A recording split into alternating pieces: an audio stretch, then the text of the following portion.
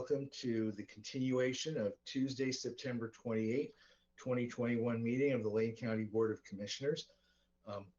We are at item 11 in our agenda, 11A, Order 21-09-28-07, in the matter of approving the 2021-2023 Lane County Community Corrections Plan, delegating authority to the county administrator to execute the intergovernmental agreement and contracts, and delegating authority to the staff of the Public Safety Coordinating Council to submit the Community Corrections Plan and signed intergovernmental agreement to Oregon Department of Corrections. And we have with us to walk us through and provide a report on this item, Paul Solomon, PSCC Chair, and Denise Walters, LCOG Principal Planner. Thank you. Paul, if you would.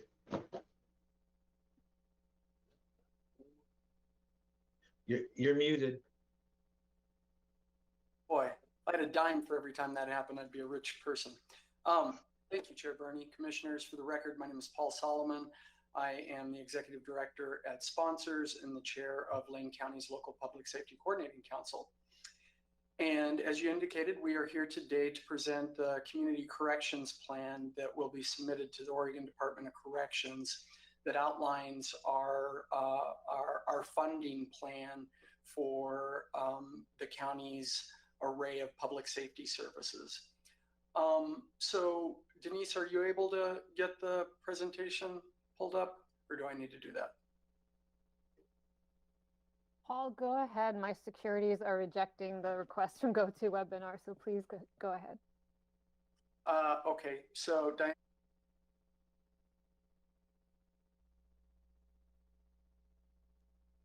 Diana, what do I need to do to share screen? You need to give me half a second. I'm just making you presenter right now. Okay, great. Hey, there we go. So are you able to see my screen?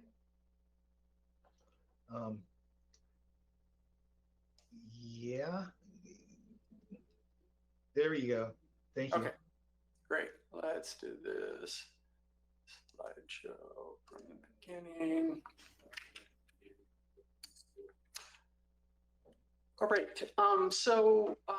The Community Corrections Act, just to give you a little background, Senate Bill 1145 was passed in 1995 and gave the county's control of people on supervision, which previously was a state function, and allocated funding on a formulary basis to provide resources to the counties for individuals serving sentences of less than a year in local custody, and for parole and probation services as well as violations. So in years past, people would go back to prison to see a parole board if they violated the conditions of their supervision, and this created a system at the local level where we would be able to provide those services. One of the challenges that we've had with this funding historically has been the way that the formula works and the way it's weighted. For people who are designated to be higher risk using the state's public safety checklist, you get more funding based on risk levels, but that tool isn't as predictive as the LSCMI, which is the risk assessment tool used by parole and probation. And when we apply that tool, we see that Lane County's population is a much higher risk population, but we're not funded at the level that we should be for those individuals. So that's been a historic problem. And the funding has waxed and waned. It's based on the number of people that are on felony supervision. The state does a snapshot a couple of times a year to see how many people in the county are on active supervision. And then they average those snapshots, and that determines the funding for the following biennium. So as you'll see in the next slide, our funding has dropped a little bit. That's the 9.22%. This slide actually takes a look at the total allocations for statewide grant and aid funding. In 2009, well, so you see the 2017-19 numbers, the 2019-21, and then in between is what the governor's recommended budget was at 259 million, what the cost study indicated, which was done last year, that was based on an analysis that the legislature required the state to take part in, indicated that community correction should be funded at about 319 million. Fast forward to the 1921 biennium, and you see where we were. And then today at 21-23, we're currently at 284 million. That 284 million includes an additional, I believe it was $30 million that the legislature allocated on top of the baseline funding.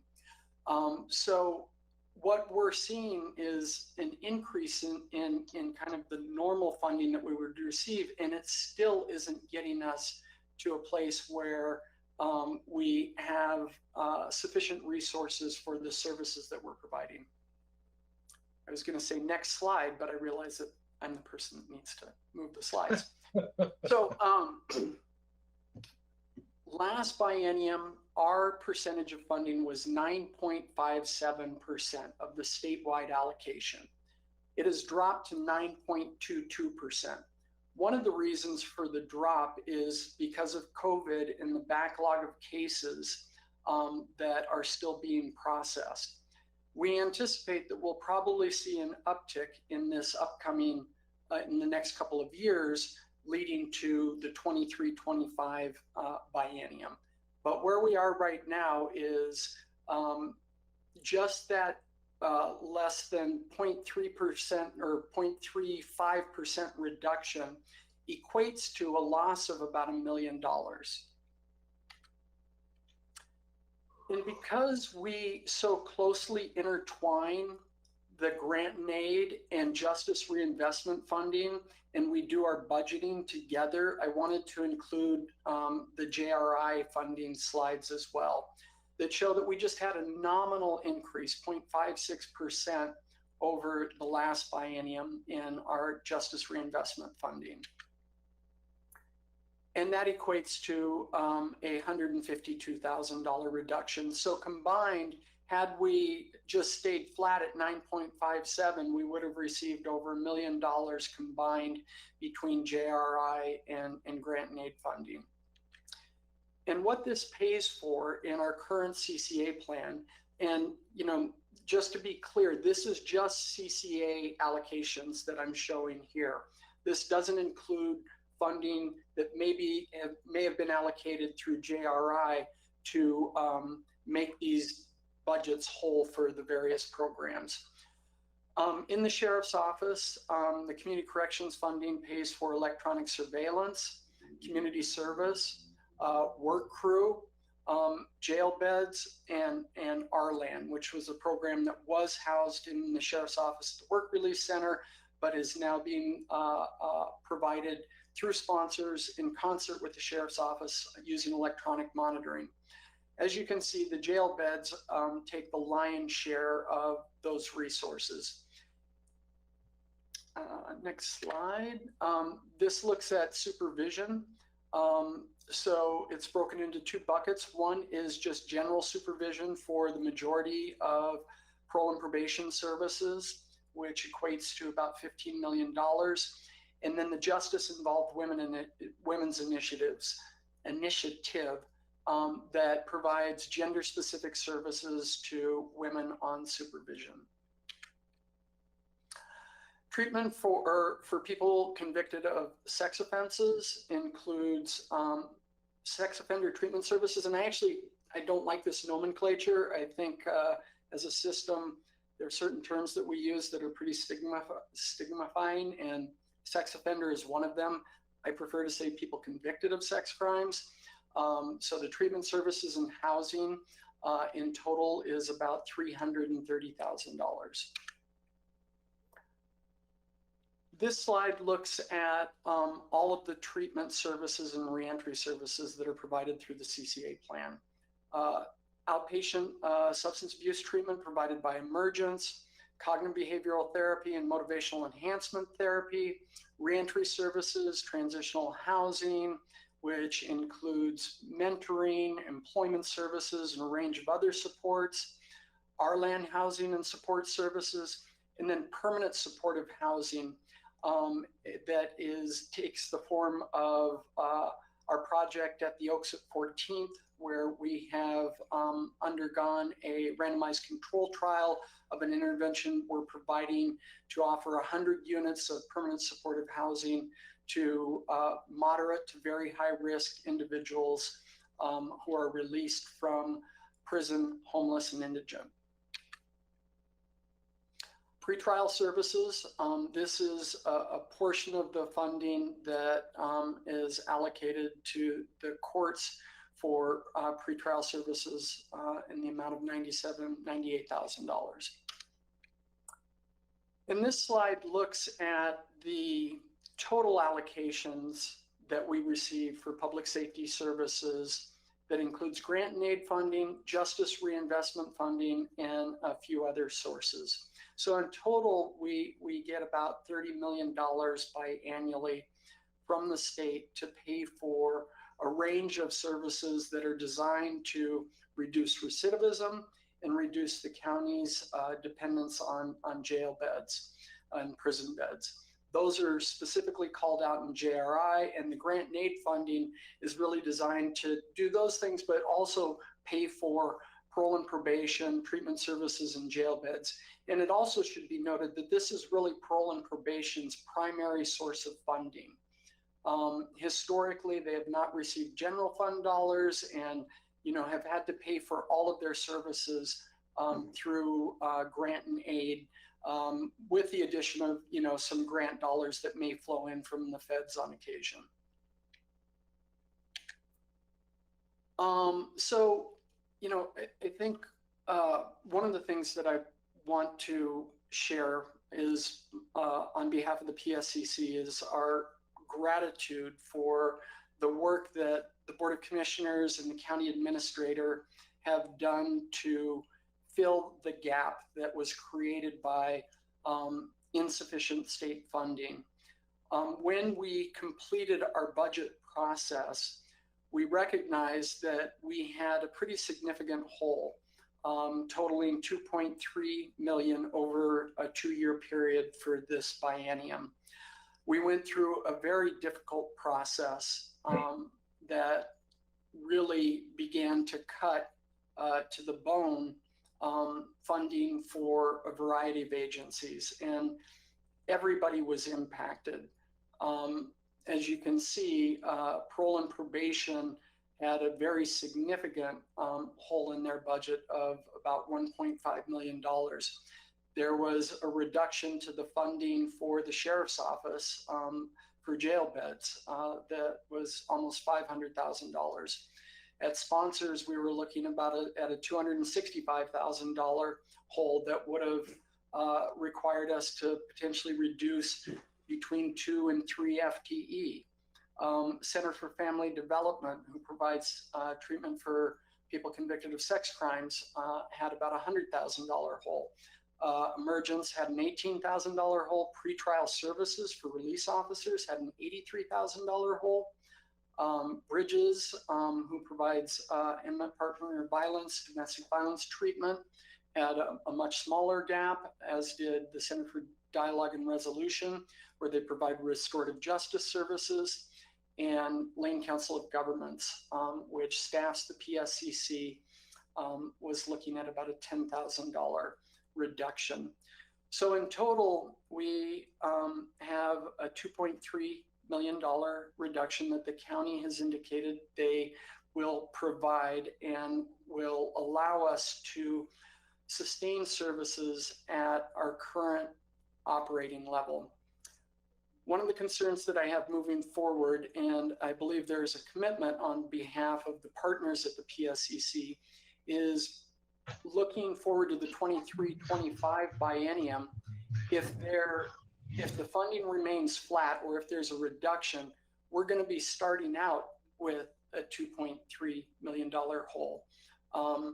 in addition to any reductions that may come in funding. So I really think it's incumbent on us to begin prioritizing our funding and thinking about how we're going to approach this next budget cycle well in advance of 23-25. So I appreciate that this is one-time funding, and we will be doing our work to ensure that we're not coming back to the county asking for more money next biennium. And with that, I will stop the share screen if I can figure out how to do that. Okay, and open it up for questions. Thank you very much, Mr. Solomon. Are there any questions or comments from commissioners?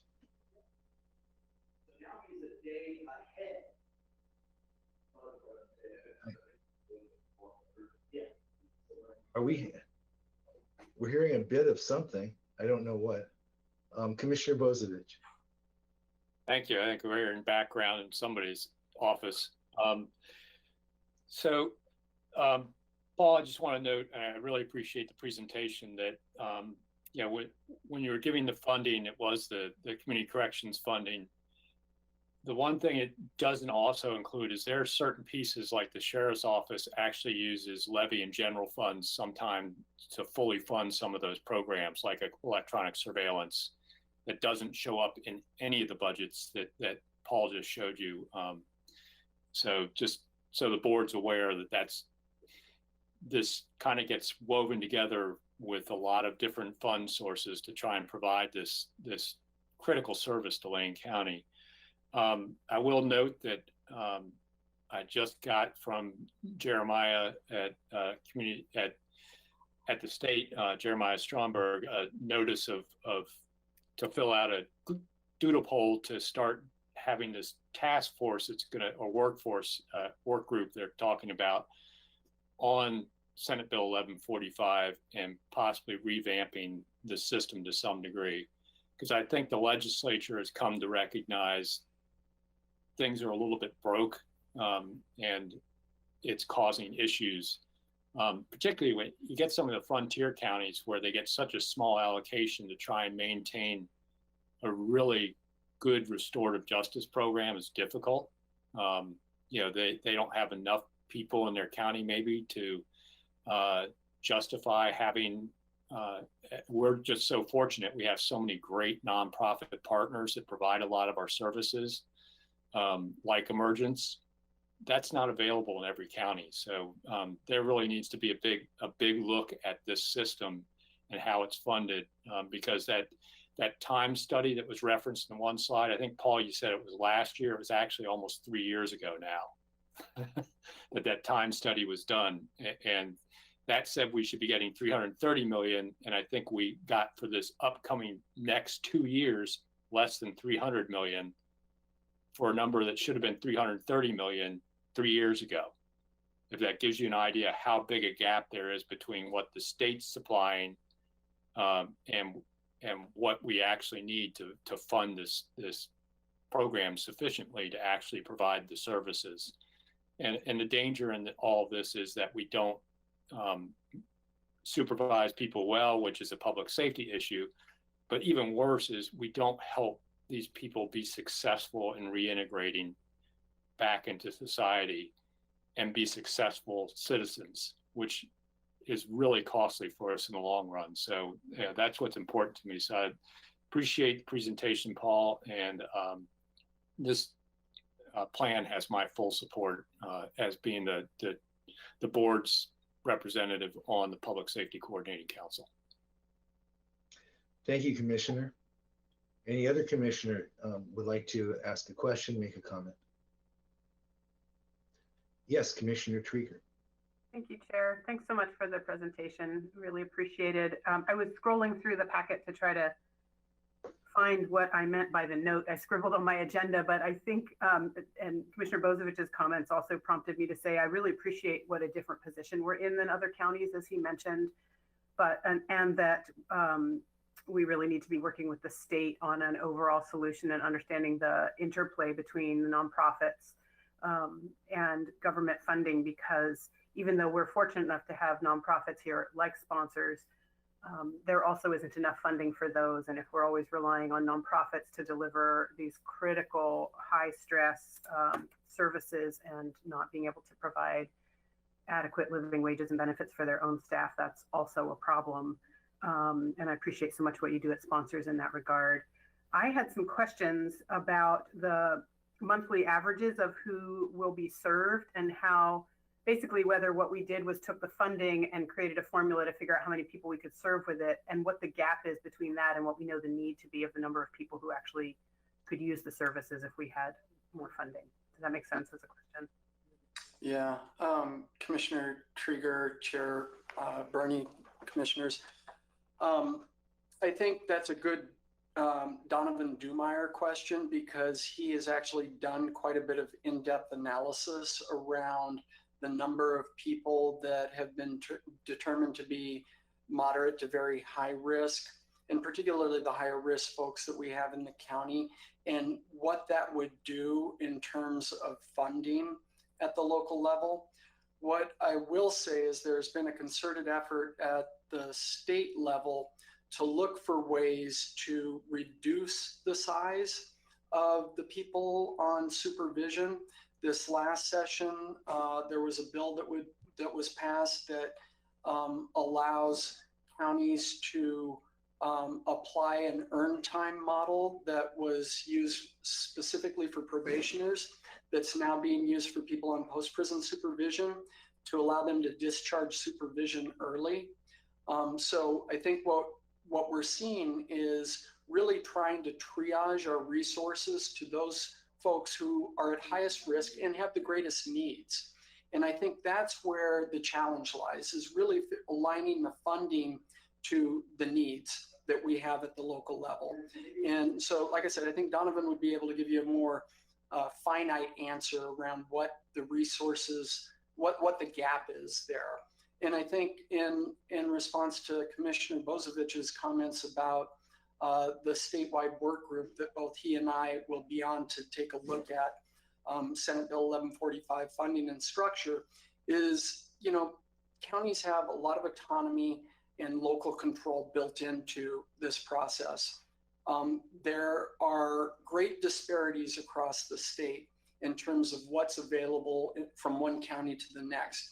And a lot of that is driven by the size of the county, their ability to provide funding and infrastructure when they're only getting a small amount of money. But we have seen counties that invest the majority of their resources in parole and probation and jail beds. Lane County has taken a more progressive approach and has invested in a wide array of services with their grant and aid money, but that isn't universal. So, you know, I'm hopeful that as we go through this process, one, we'll be able to advocate for adequate funding, but we'll also put some guardrails around how this money is used, so that we're ensuring that we're investing in those things that are reducing recidivism and reducing our dependence on jail and prison beds. Mr. Solomon, commissioners, in that we're a bit over already. Without interrupting discussion, perhaps we could have a motion on the floor, and then we can continue this with discussion on the motion and the vote, if that would be all right. Yes, Commissioner Bozovich. So I'll move approval of Order 2109-2807 in the matter of approving the 2021 to 2023 Lane County Community Corrections Plan and delegating authority to the county administrator to execute the intergovernmental agreement and contracts, and delegating authority to the staff of the Public Safety Coordinating Council to submit the Community Corrections Plan and sign IGA to the Oregon Department of Corrections. Thank you, Commissioner. Is there a second? I'll second. Thank you, Commissioner. Order 21-09-28-07 has been moved for approval by Commissioner Bozovich, seconded by Commissioner Trieger. If there's any additional discussion to the motion, please.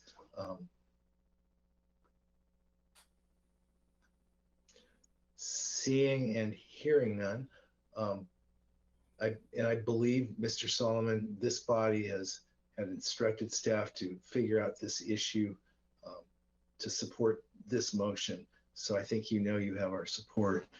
and our desire to fix, right? All those in favor of Order 21-09-28-07, please signify by saying aye.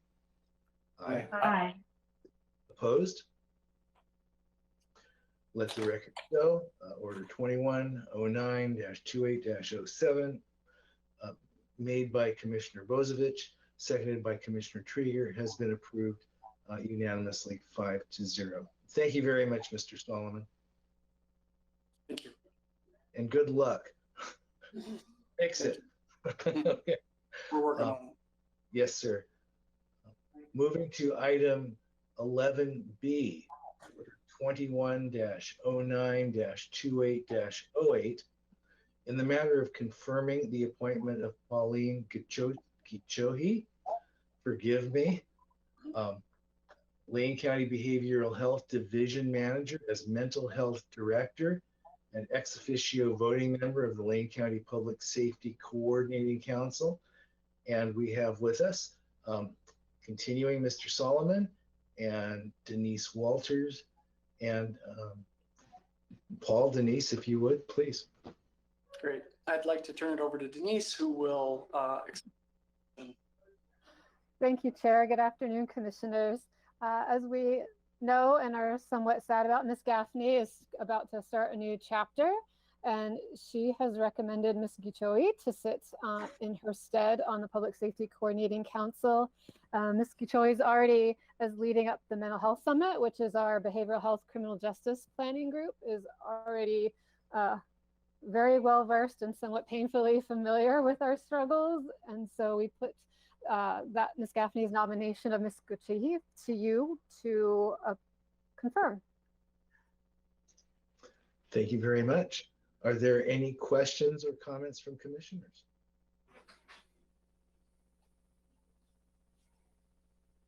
Seeing none? Yes, Vice Chair Farr. Just a motion if you're ready for it, Chair. Yes, sir. Thank you. Thank you. I move Order 2109-28-08 in the matter of confirming the appointment of Pauline Gichohi, Lane County Behavioral Health Division Manager, as Mental Health Director ex officio voting member of the Lane County Public Safety Coordinating Council. Thank you very much, Vice Chair. Is there a second? I'll second. Oh, Sorry, Commissioner Bozovich, but Commissioner Buck gotcha. So it's Order 21-09-28-08 in the matter of confirming Ms. Gichohi has been moved by Vice Chair Farr, seconded by Commissioner Buck. Is there discussion to the motion? Yes, Commissioner Farr. I see Ms. Gichohi is not here right now, so we have an opportunity to add all kinds of duties to this motion. Just kidding. I don't think you are, Vice Chair. Go ahead. Any other commissioners? I would just like to say that I think this is a huge deal. And Ms. Walters, I just don't want to take any of the gravity out of the decision making that went to this recommendation and the recommendation itself. So I hope you can convey to everyone, I hope after this vote, that you have our full support. Is there any other discussion before we call for a vote? Okay, all those in favor of Order 21-09-28-08 made by Vice Chair Farr, seconded by Commissioner Buck, to confirm the appointment of Ms. Gichohi, please signify by saying aye. Aye. Opposed? Let the record show that Order 21-09-28-08 made by Vice Chair Farr, seconded by Commissioner Buck, has passed unanimously 5-0. Mr. Solomon, Ms. Walters, thank you both very much. Is there anything you would like to say to us before we move on? I think we're good. Thank you. Thank you. Bye. We are now on item 12A under County Administration.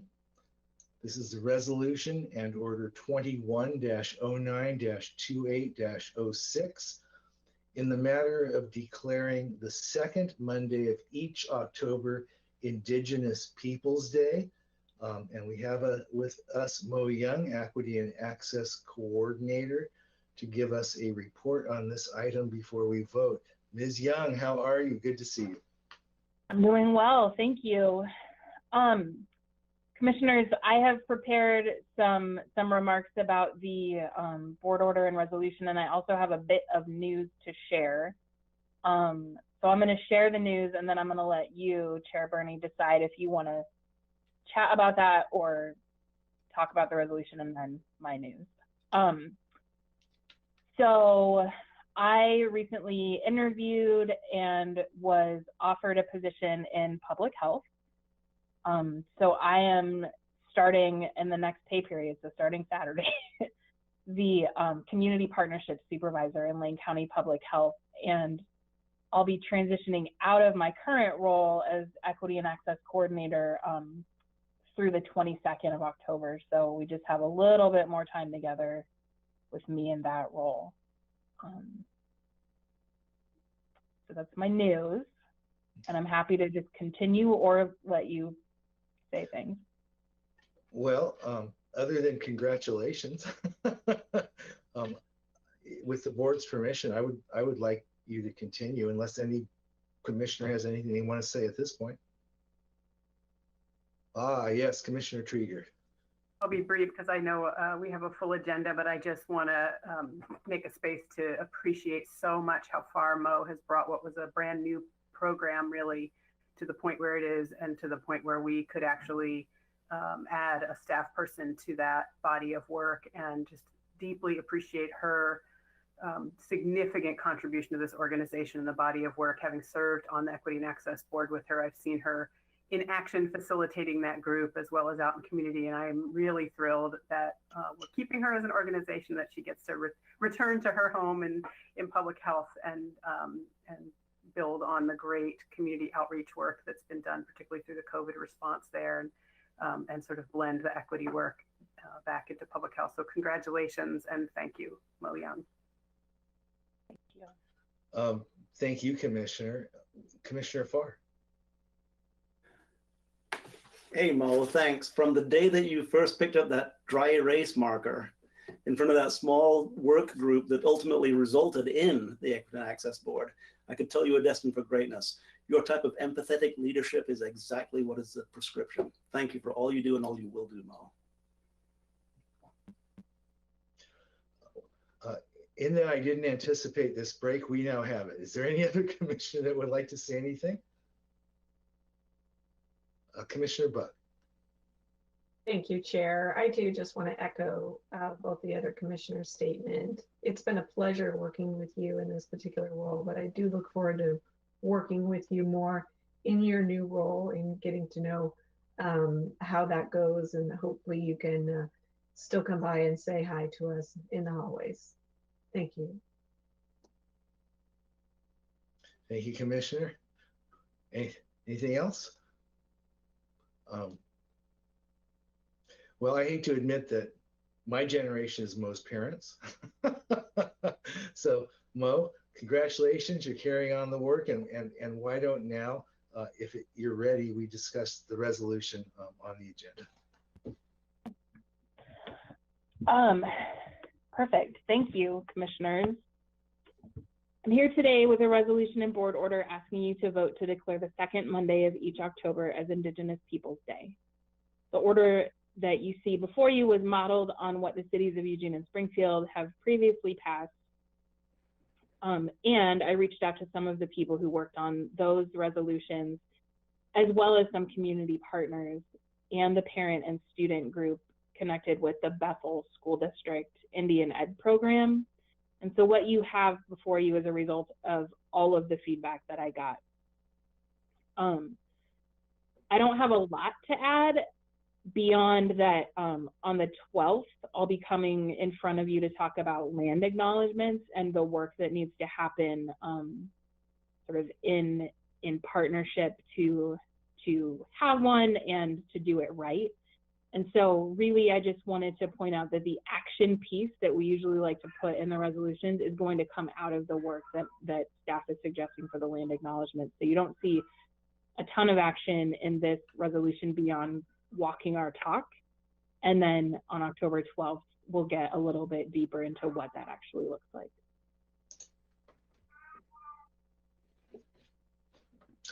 Thank you. Is that it? Commissioners, discussion, questions, motion. Yes, Vice Chair Farr. Chair Burney, I would like to move resolution on order 210928-06 in the matter of declaring the second Monday of each October Indigenous Peoples Day. Thank you very much. Is there a, Vice Chair, is there a second to the motion? I will happily second that motion. It has been moved by Vice Chair Farr and seconded by Commissioner Trieger to approve resolution in order 21-09-28-06 in the matter of declaring the second Monday of each October Indigenous Peoples Day. Is there discussion to the motion? Commissioner Bozovich. Thank you, Chair. At the risk of being judged unfairly, I'm going to be voting against this motion. I believe there is room in our calendar to have an Indigenous Peoples Day. I do not believe it needs to replace Columbus Day. Judging history by today's standards and moralities and knowledge is not always the best thing to do. There were things that Columbus did that were amazing feats for his time. Dead reckoning navigation across the Atlantic Ocean is an amazing feat and something that could be celebrated, with the understanding and discussion of some of the downsides of that. But also, I asked when this first came up if we could get some discussion about the fact that all humanity, at least Homo sapiens, came out of Africa. So everywhere other than Africa is not truly an indigenous people. We spread over time, and in particularly in the North American continent, there are waves of immigration as ice ages opened up and closed the land bridge between Asia and the Americas. And many of the indigenous people that we think of today actually conquered and displaced other indigenous peoples that were from prior waves.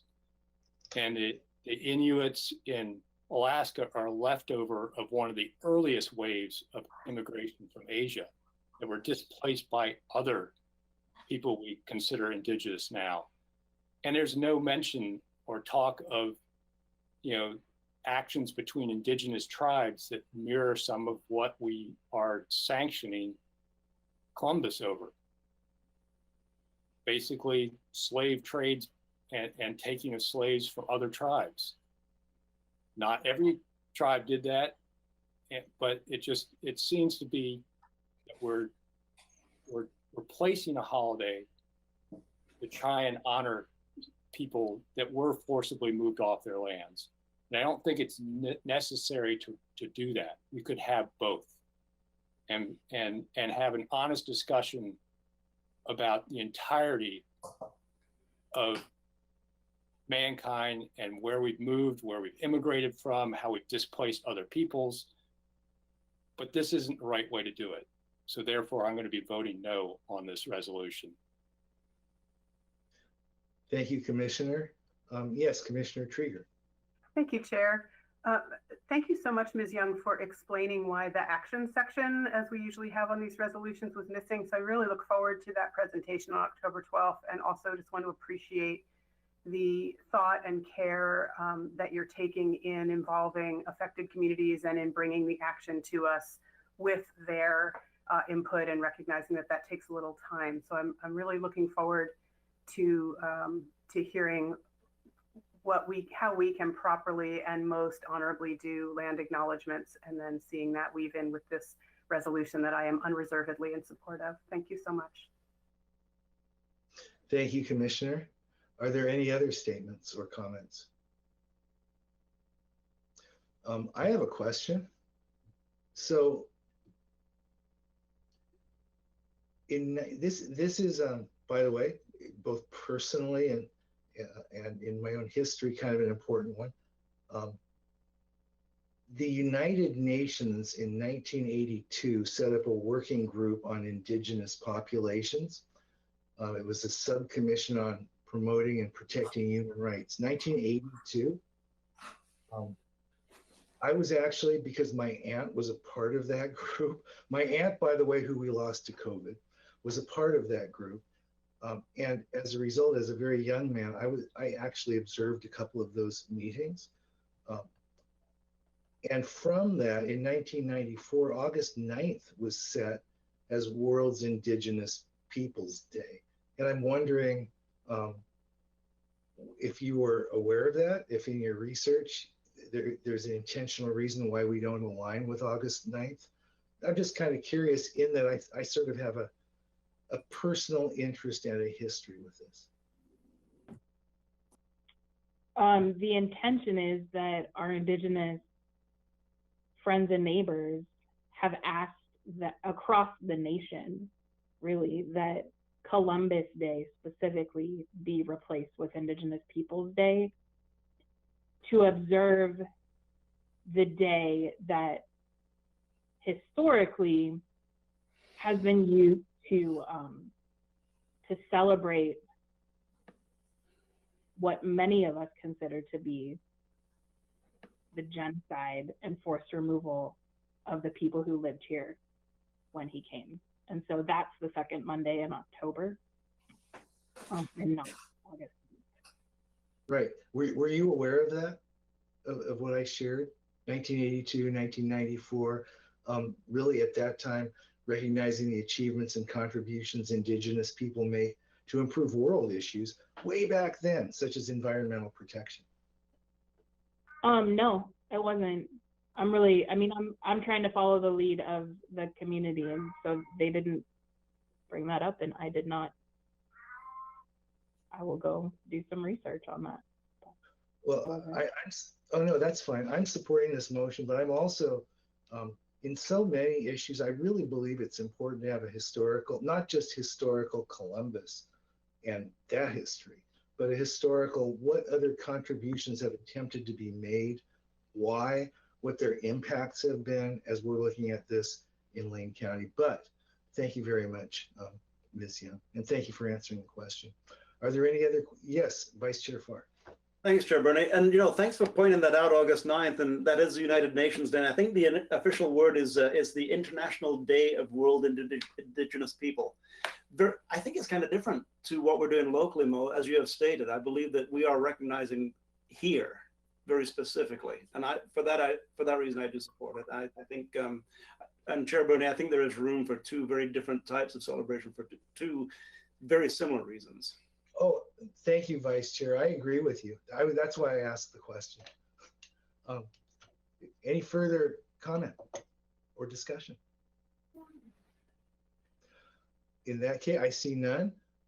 In that case, and forgive me, I think I've got this right, but Resolution and Order 21-09-28-06 in the matter of declaring the second Monday of each October Indigenous Peoples Day has been moved by Vice Chair Farr, correct?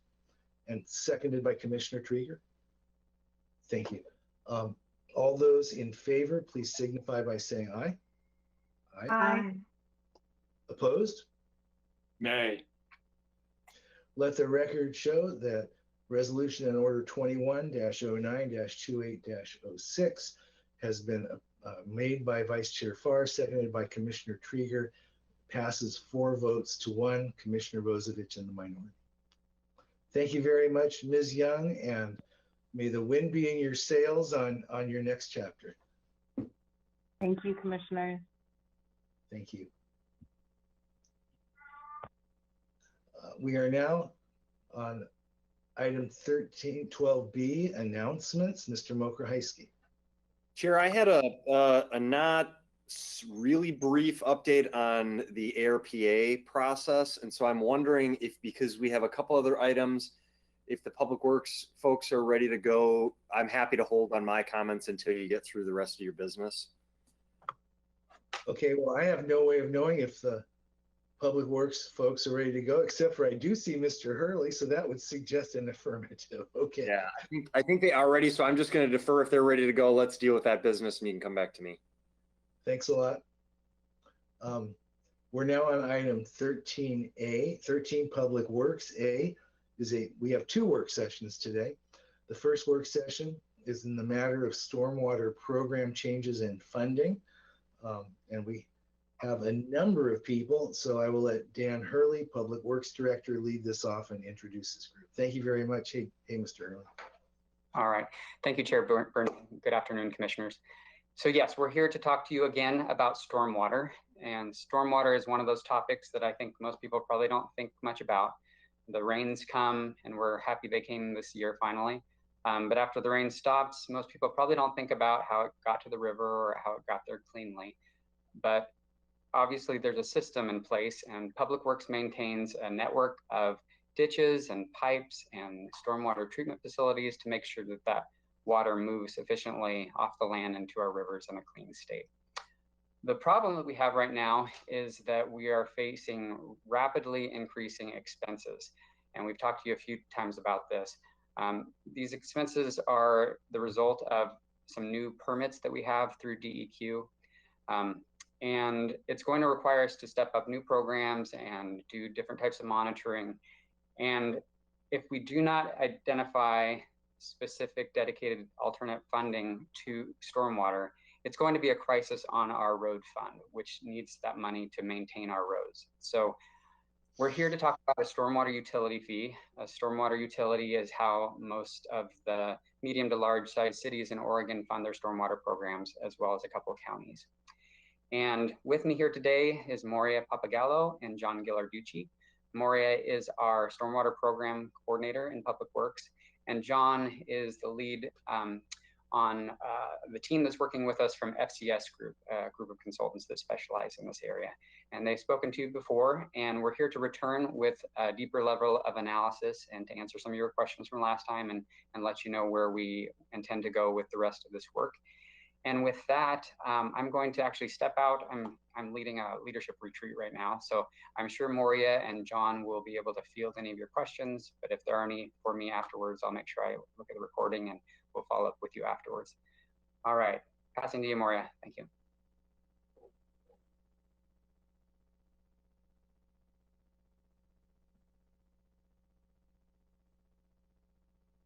Thanks, Dan. I just want to make sure everybody can see my screen. Should be a presentation on there. All right. So today I'm going to, there we go. Today I'm going to be giving you a stormwater program overview, similar to, if you may remember when we were here last March.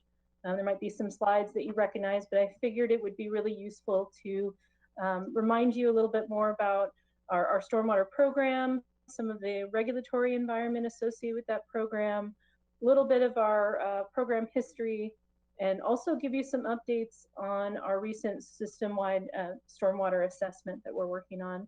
And then John is going to delve into the results of some of our policy issue papers. As he did in March, he focused on funding, fiscal policies, and billing administration. And then today he'll focus primarily his discussion on implementation policies and rate structure alternatives. So when you think about stormwater in the rural environment, you tend to think of just surface water surface ditches and culverts. But our county stormwater system also includes a variety of other more urban infrastructure. On the left of the screen is a dry well. This is pretty common in the River Road, Santa Clara area, and actually over in Springfield, where it's relatively flat and it's an easy way to transfer surface flow to infiltrate down into groundwater. And then in the center there, we have a good number of catch basins Curbs and gutters. Oh, is someone trying to say something? Yeah. Maybe it was still part of the meeting. Let me see if I can make. Chair, we can hear you. Well, I just We don't left. see you on screen. Right, but it's still showing for there. Yeah, and as a result of it showing on, You're talking. I can't hear any. Is there a problem with what I'm presenting, or? No, you're doing fine. Oh. I think we're having some challenges with our chair, but we can hear you. Okay. Okay. I'll continue on then. So in the center of the screen, you can see an image of our curb gutter system, which connects and consolidates the stormwater on our road system. Those catch basins then, you see on the image on the right, allows us to separate some of the debris that is in our road system, allows us to keep that from getting into our piped network.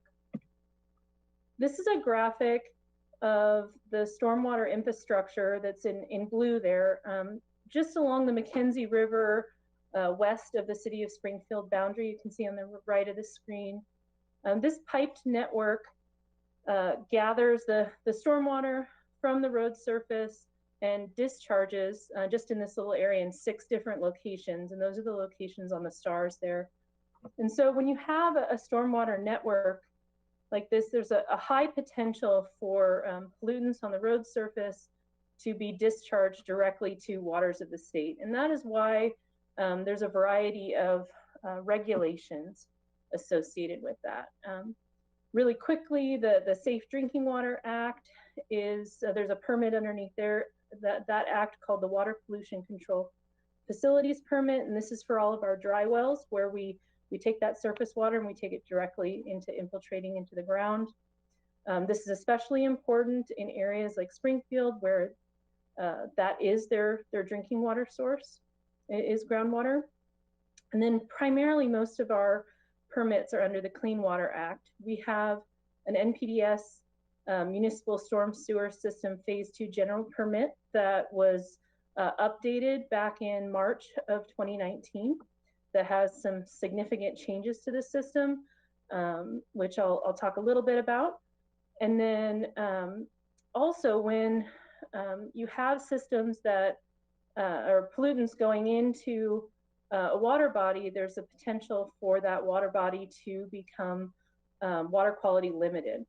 And in Lane County, we actually have quite a few water quality limited water bodies. The Willamette River is the only one that DEQ at this time has developed a total maximum daily load plan for. And so Lane County is a designated management agency under that TMDL. And then one other Clean Water Act permit that affects all of our public works projects is the Section 401 water quality certification. And so this is any time that there is a federally funded or a project that requires federal permitting, we're then subject to this water quality certification. So focusing in on that MS4 permit, we had some changes in area associated with this new permit. So the areas in yellow and bright green on this map are the areas subject to the MS4 Phase 2 permit. Historically, this permit was held to the areas of the UGB, and we're able to meet the requirements of that permit through IGAs with the cities of Eugene and Springfield. But the new permit uses the US Census urbanizable area designation, and that causes our stormwater permit area to extend out to the areas in the bright green. And this is about double the area that we historically have had to manage. Within that area, there's about 345 miles of roadway. And we have, that results in about 80 miles of pipes, over 2,500 or about 2,500 catch basins, 77 dry wells, that all this pipe network discharges at over 400 locations to waters of the state. There's also existing water quality facilities that we have to maintain. So inside the MS4 permit area, we have 17 facilities in 2 different sites. And then outside the MS4 permit area, we have 32 facilities on 6 different sites. And the reason we have additional facilities outside of the MS4 permit area is due to that 401 water quality certification. So what was involved in our stormwater program? We have vegetation maintenance for surface ditches and the water quality facilities that we have. We have increased infrastructure planning, inspection, and mapping that's required by our permits that we have to maintain and provide annual reporting for. We also have a lot of work involved in maintaining the piped stormwater network.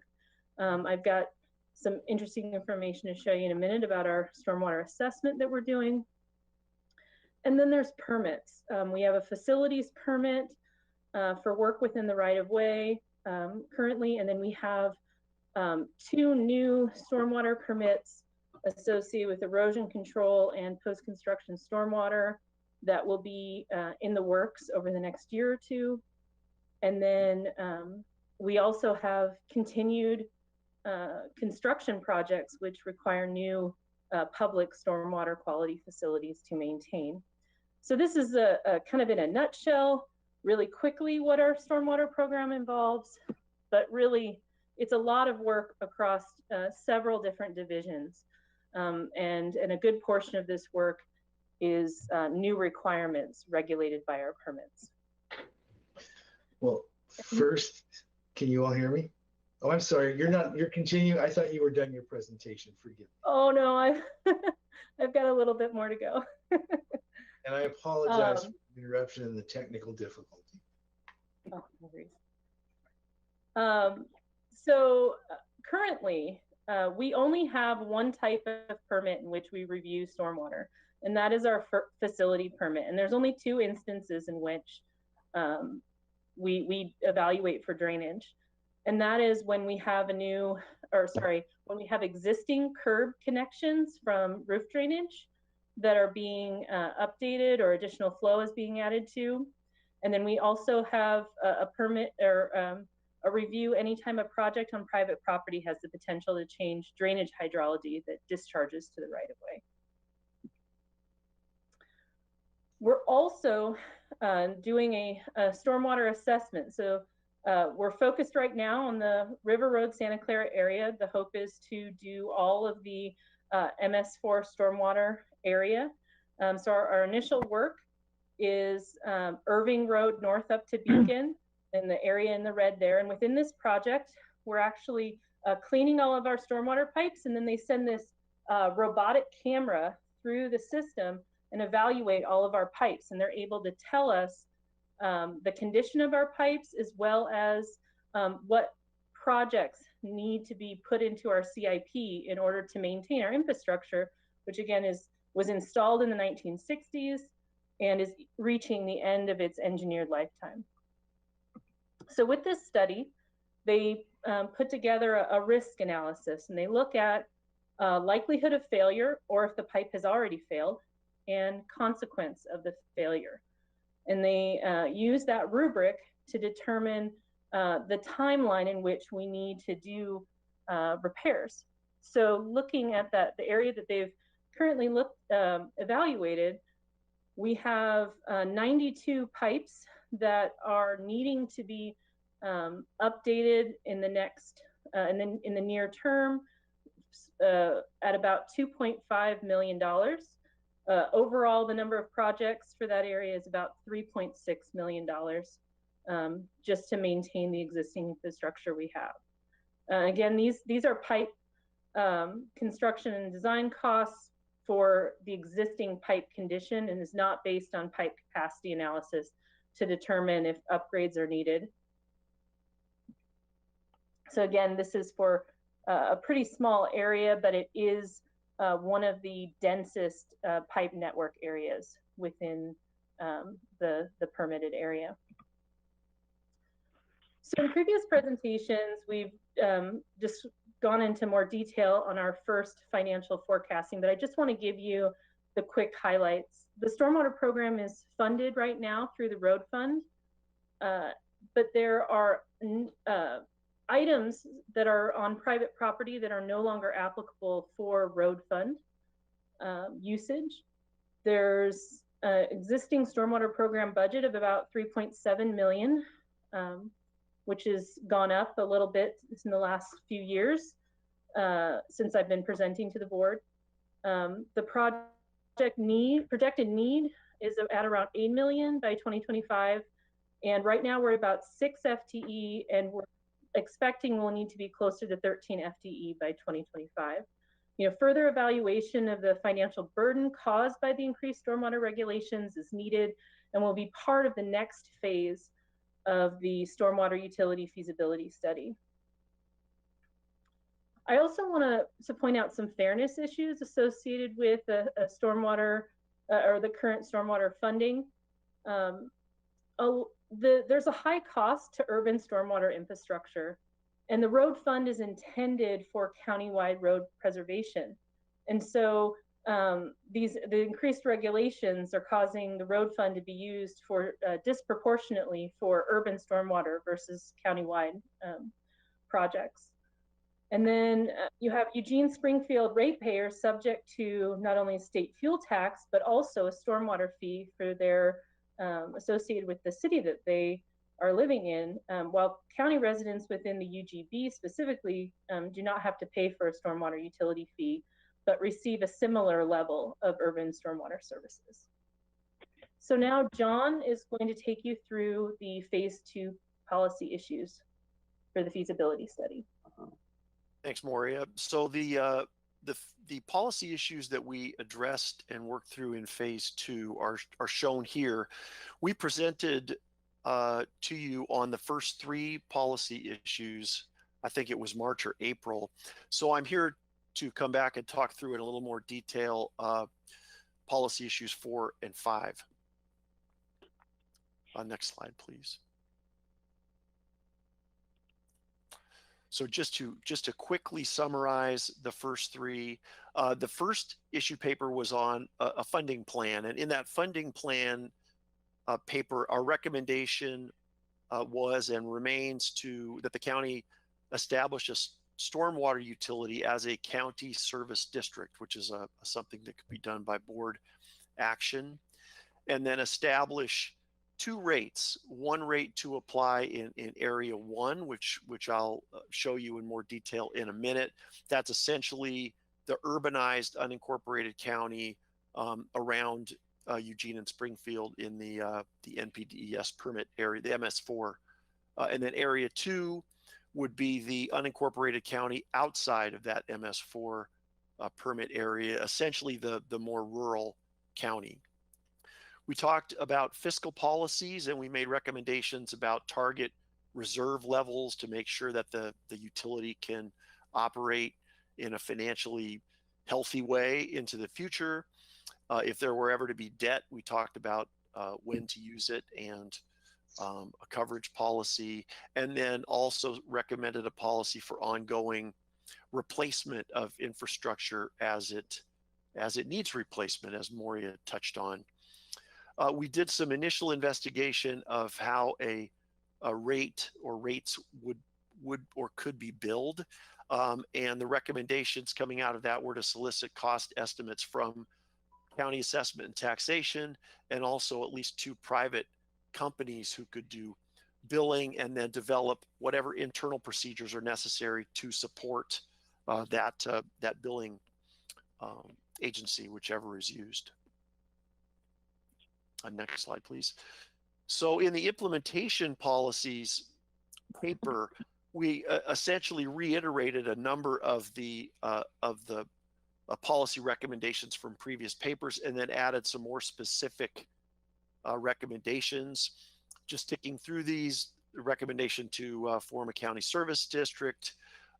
We recommended specific rate structures, which I'll come back to for the next discussion topic. Specific fiscal policies. We had recommended contents for the rate ordinance based on other ordinances that we've seen forming utilities and supporting rates. Echoed the billing recommendations from that issue paper, and then talked about what is a common approach around the region when rates are calculated initially. Depending on what that number is, there may be a need to phase in those rates over a period of years. So we discussed that strategy. That's something that we'll come back to as we see the initial numbers to know if that might even be needed or desired by the board. Special discounts are something that comes up often.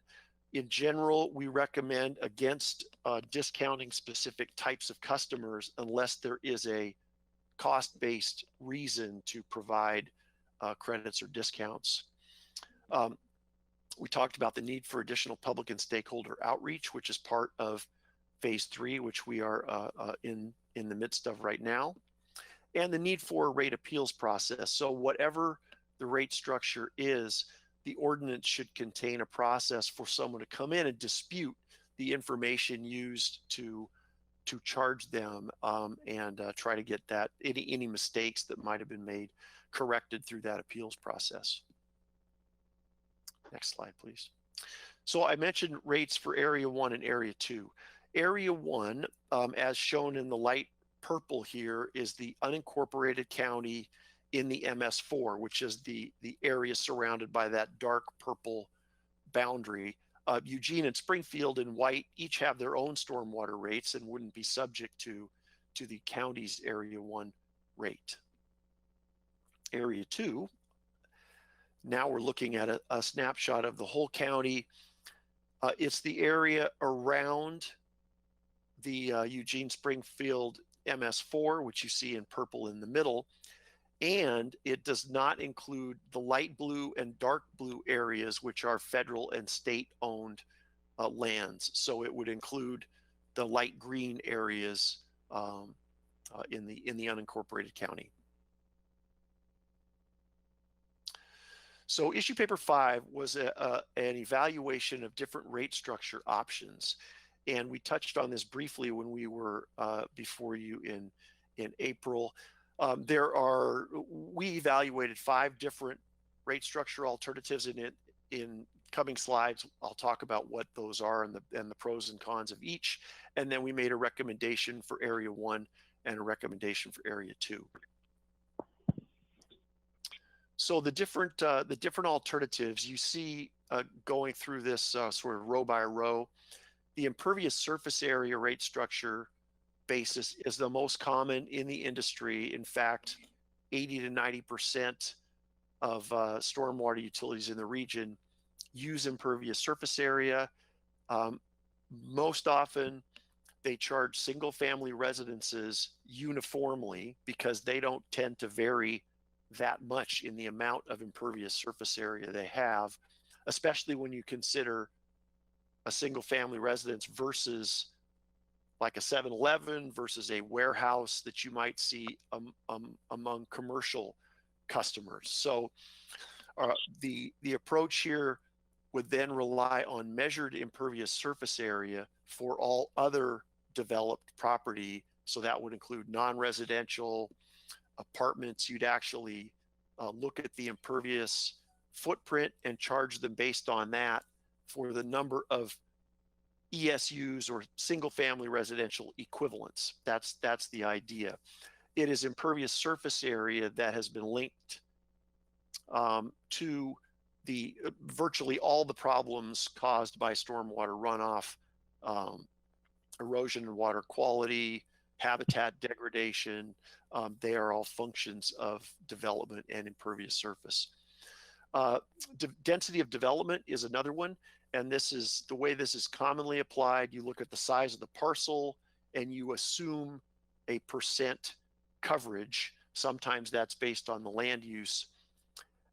These are often used in the absence of measured impervious. They will use a density of development approach.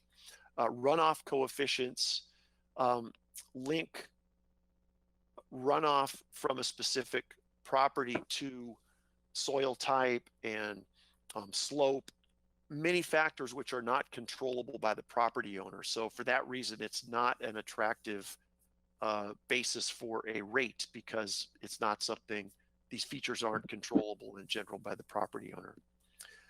There is some data linking runoff characteristics to land use types, primarily residential versus commercial. And then trip generation is an approach that's been used in a couple cities. Redmond, Oregon is one of them, because vehicle traffic can be linked to pollution because of the metals and other materials left on the roads from vehicles that get washed into receiving waters. There have been a couple rates based on trip generation. It's not as good of a link to water quantity and localized flooding. So we've tended to stick with impervious when those two have been considered. So some of our analysis you can see on the next slide,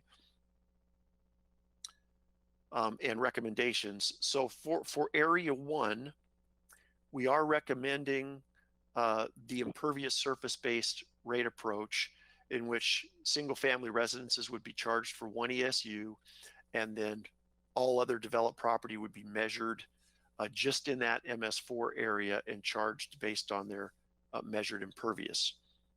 For area 2, which is, if you remember, the more rural area, we are anticipating the rate will be significantly different in that area. We're recommending a simpler approach, just either a per account rate or a rate that varies per account by the general land use. Next slide, please. So a little bit more of a deep dive on the ESU structure, that impervious-based structure recommended for area 1. As we've shown here, a single-family residence, or we've shown 2 single-family residences with 2 different impervious footprints. They would, in both cases, be charged for 1 equivalent service unit, or ESU.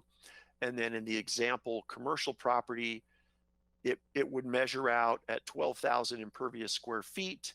If the ESU value is 3,000 square feet of impervious, they would be charged for 4 ESUs. So this is the method used, and we've listed a few here of interest to the county. This is what Eugene, Springfield both use, Florence, Cottage Grove, and East Salem Service District use. And as I mentioned, by far, most stormwater utilities in the region take this approach. Some add refinements to it, like tiering the residential rates for small, medium, and large homes to try and bring some additional distinctions to the single-family residential approach. The county has available maps and data in the GIS that we would use to measure impervious surface area.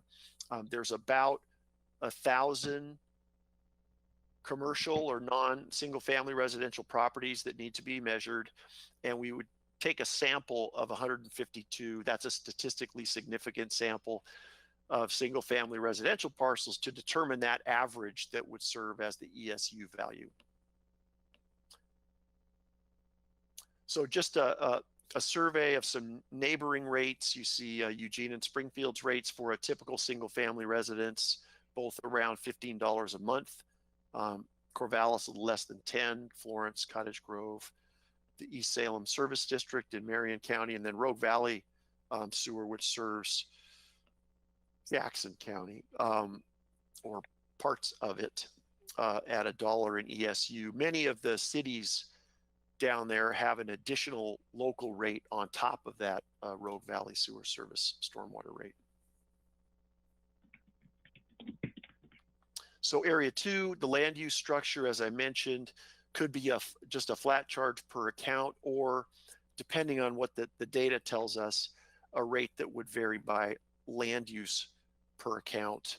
We had, in some of our initial work back in 2010, considered a property tax for area 2, a voted property tax, but because of the likelihood of compression, that's just not feasible. As I mentioned, we are assuming that the rate results will be quite different in areas 1 and 2, just because of the different needs in those two areas. That the wild card is the number of customers, the denominator in the rate calculation. Next slide, please. So a little bit about the rate development process, which is part of our phase 3 work. First thing we do is we determine the costs that need to be recovered from the rate. So, and we do that both for area 1 and for area 2. So in order to determine that number, we have to look at the fiscal policy goals, projected operating costs, the capital costs that Moria summarized, to come up with the annual revenue needs for each area. And then we divide the costs in each area by the customer base in each area. So for area 1, we will be dividing by the total number of ESUs. That would give us an annual rate. You could divide that again by 12 for a monthly rate. And then outside of the in area 2, we would be dividing by the adjusted number of customer accounts that would be charged in area 2.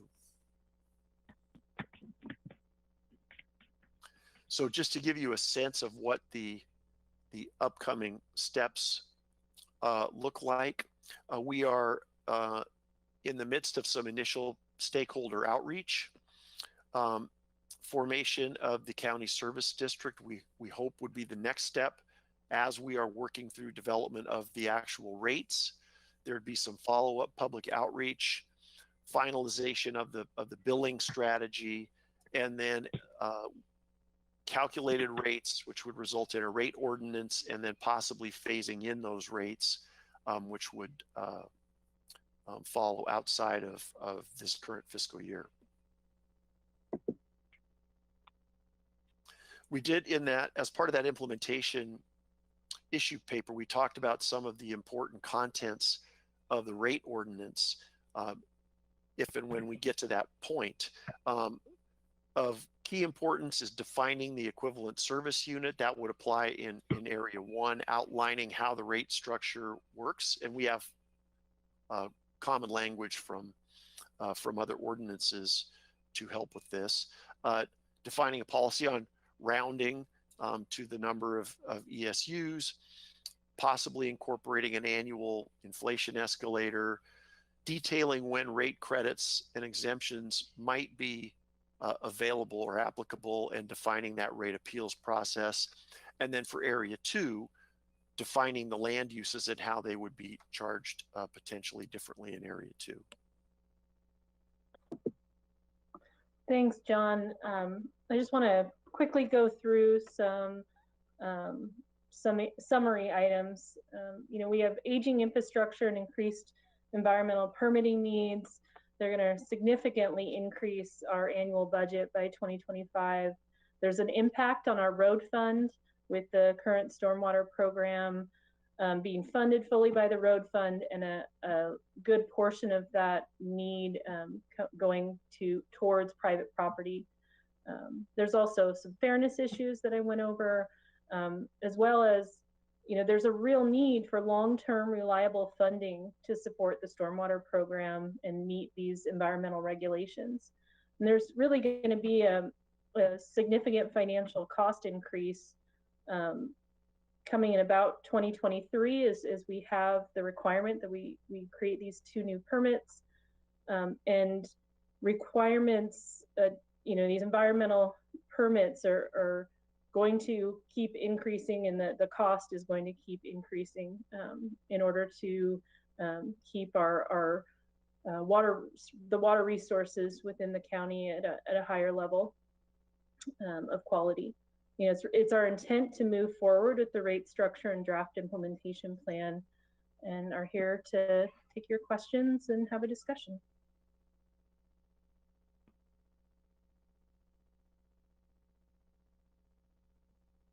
We can't hear you, Chair.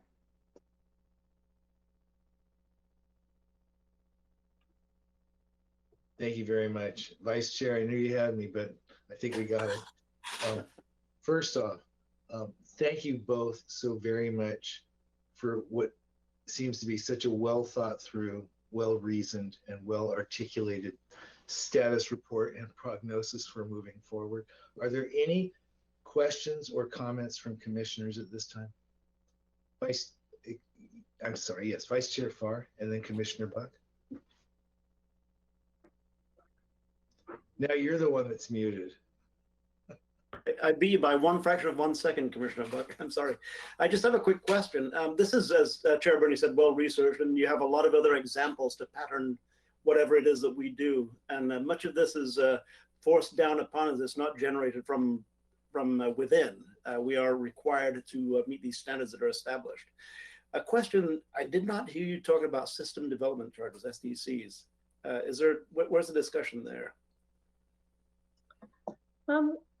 We've had a base level discussion on system development charges, actually within one of our financial policy plans.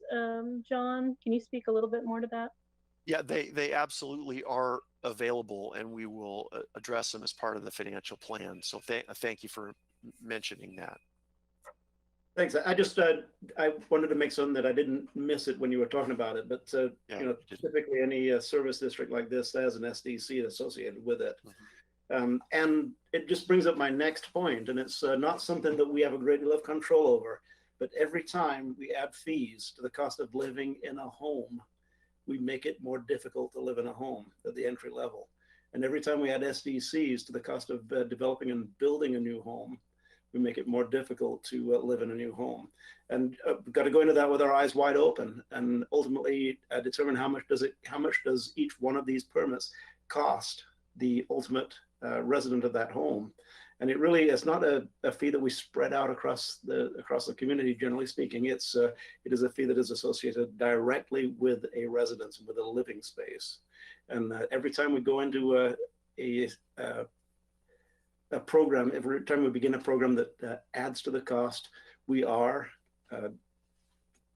mathematically ruling some people out of actually living in homes. And really, ultimately, there's this strong statement, but ultimately we add to our homelessness situation every time we increase the cost of a home. Now, I'm not saying don't do it, because I don't think we have much of a choice here, but it's something that we need to be cognizant of. Thank you, Commissioner. I don't see either of you needing to address that specifically. And Commissioner Buck, I apologize. Thank you, Chair. A couple of questions. First question is, I know that I'm going to be asked from my rural constituents who may already have a stormwater fee within their areas. This is on top of that. From what I understand, if there's a city that already has that, or if it's within a city jurisdiction, they would not be charged for this. This is for outside in the county areas. So just want to double check that. Yes, that's right. Okay. Yes. Yes, it's outside city limits. Yeah. Great. In addition to that, there were some rates that went up for various other locations and what they paid, somewhere in the $15 range per month. And so the question next is going to be, oh my gosh, am I going to be charged $15 a month when this is implemented? And I know you may not know those rates yet and are still under calculation and will get back to us. But I can see in the interim, people will be very concerned, especially in that county area outside cities where they may not have the extra funds to pay for this, how they will see that show up if this is from the county. How will they be billed that? And do we have any idea what their rates will be? So well, go ahead, Moria. Yeah, I can just start off, John, and then so the next phase of our analysis is going to be really digging into our finances and having a really clear understanding of how much our stormwater program is going to cost, and then working with John's group to then evaluate what the rate might look like, And then we can also make adjustments based on that. John, do you have more to add? Yeah, I guess the only other thing I was going to point out is that the highest rates that were shown there are for pretty urbanized areas. What we really don't know what we're looking at in the unincorporated county in that MS4. But what will be presented ultimately to the board can decide if that's more than the market will bear and make adjustments to that rate, understanding that there might be some sacrifices in what services could be delivered. But we'll be back to present that information to you. Thank you. Yes, Commissioner Krieger. Thank you, Chair. Just a quick question. Are there any types of entities that are exempted from this, such as schools? And if so, by whose authority? Who grants that exemption? So we recommend, and it strengthens the legal defensibility of a rate if that rate is essentially blind to who is paying the rate, and it's charged specifically based on their impact or their demand for service. So schools, public entity, county facilities should pay the rate just like all other developed property. There have been some pretty creative ways to provide some credits. We've seen it for school districts where they've agreed to teach in-kind curriculum, basically about hydrology and stormwater management, and so they've been granted in some jurisdictions a rate, a 25% rate credit based on that. But you do, in general, have to show a reduced demand for service somehow in order for them to get a rate credit. Thank you, Commissioner. Yes, Commissioner Bozovic. Thank you. Having a long history of doing stormwater design and all that, I appreciate the challenges Public Works has right now. But I also, having lived in River Road unincorporated, I kind of bristle at the idea that they're getting the same level of service that municipal customers are getting in stormwater, seeing that almost all of the roadways there are open section, not even with well-developed ditch systems. So they basically sheet flow to vegetation, and almost all the storm roof drains are splashed on grade and not connected to any sort of stormwater system. And in fact, having done subdivision design outside of municipalities in Lane County in the 90s, as late as the 90s, Public Works was basically telling folks that the storm drains that are in county roadways are only designed for the county roadways, not to take any development runoff and not to help development, that they're there for the function of the road, period. So yeah, we were told to deal with our stormwater without draining to the roads or other things. Yet historically, there has been some underground injection systems put in the River Road area and in North Springfield, because there was no real planning done back in the 40s and 50s as some of those subdivisions developed for discharge of stormwater to an open waterway somewhere. So there was no pipe systems put in the ground. And we're kind of stuck living with that. That all said, I'm a little uncomfortable with creating a utility. I said that before, because I believe the majority of our stormwater infrastructure is tied to our transportation system, not to the development surrounding the transportation system. And therefore, the users of the transportation system should be paying for the maintenance and upgrades of the stormwater system, not the property owners. So for me, it is seen to be proper for me that road fund's paying for stormwater. And the question is why is the road fund inadequate? Well, we can talk about federal timber harvest for one, and the lack of receipts from the federal lands. All that blue area on that map was area that should be contributing to our road fund and paying for stormwater management. But that's a concern for me. So because I share Vice Chair Farr's concern that we're adding to the cost of owning a home, and if we're adding to the cost of housing, we're adding to the cost of renting housing too. So it peanut butters across and just makes everything else is becoming more expensive, and particularly to the folks that are on fixed incomes, not paying a mortgage possibly because they've aged out of their mortgage. This is just one more monthly charge now on top of that. And as it was discussed, waivers for age aren't going to really fly in court, so we're not going to be able to waive it for seniors. And I'm also be very careful about SDCs, because SDCs legally are only designed to pay for future additional capacity adding projects to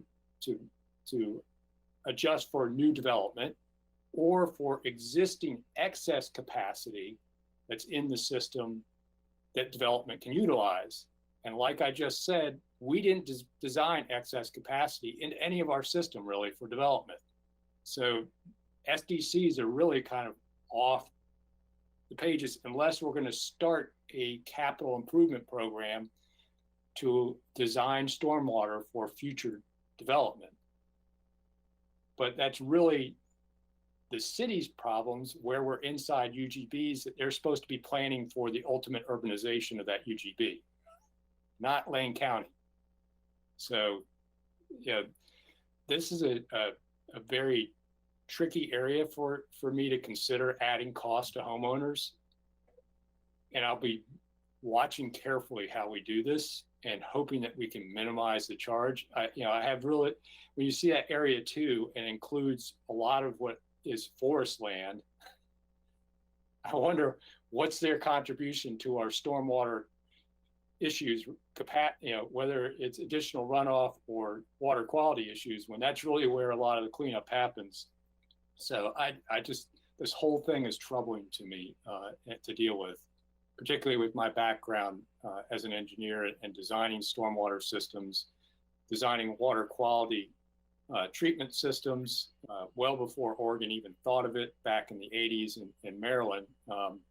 So it's concerning to me, particularly when the extra area added to MS4 is almost all floodplain farmland and aggregate mines, and not developed land.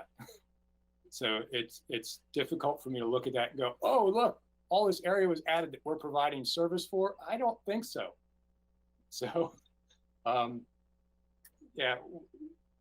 just be wary as we move forward. And we should be looking to do this in a way that minimizes cost as much as possible. And we need to push back against those agencies that are requiring some of these additional costs through their permitting process. Look at how long it took Portland to put in the big pipe, and how they basically told DEQ to take a flying leap for a long time because they just couldn't do it. We need to have that kind of backbone sometimes in defense of our people's housing costs.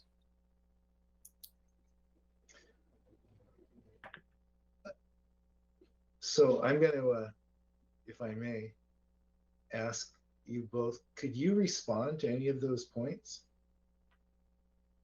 I can certainly respond to the SDC concerns because I'm very well versed in the system development charge law, and there may not be a basis for a system development charge, and if that's the case, we won't bring one to you. But because you're absolutely right, there has to be capacity available or planned for future users, meaning growth, or there's no basis. So. Yeah, we will be very careful about that.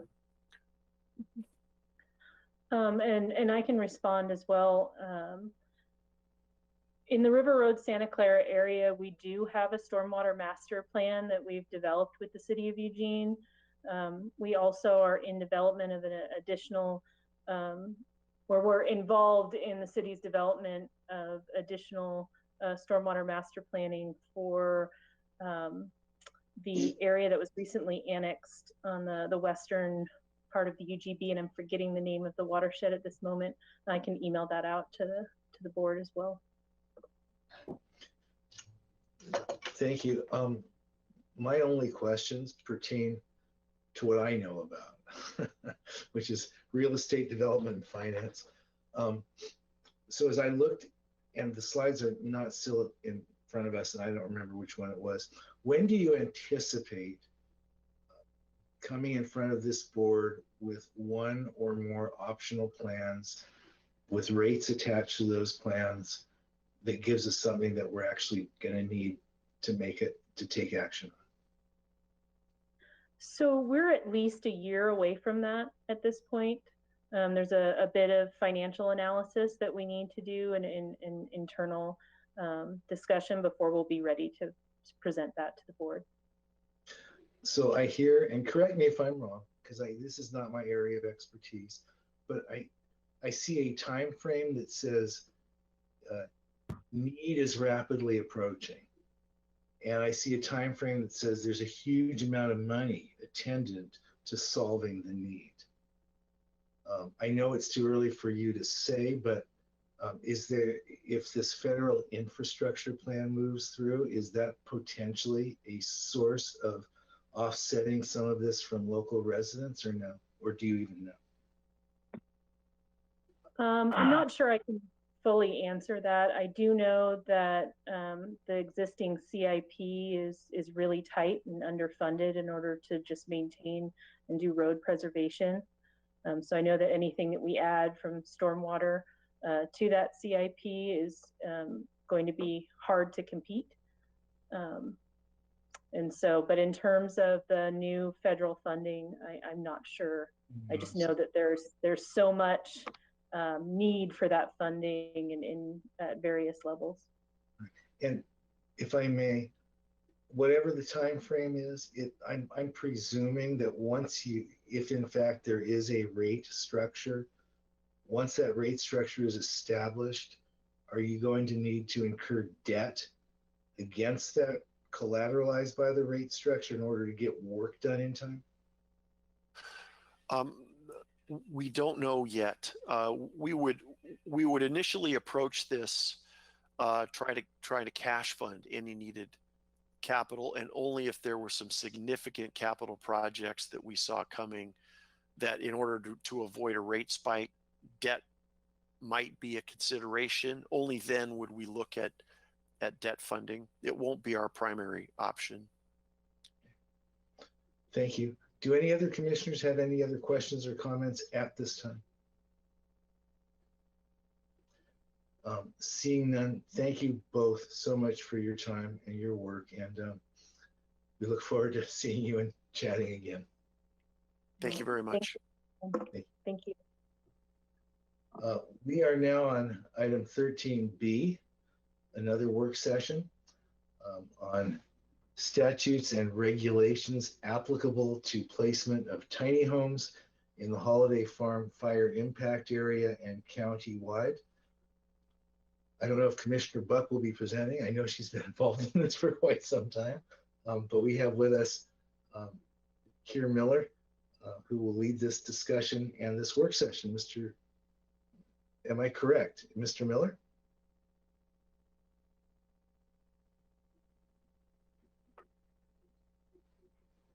This is Amber Bell, Planning Director. I'll just chime in here really quickly because as I understand, Keir is having some less than great internet connection at the moment. He's currently at a public works leadership retreat in Florence. So I know he's on the line, and I suspect he's just having a bit of a connectivity issue here.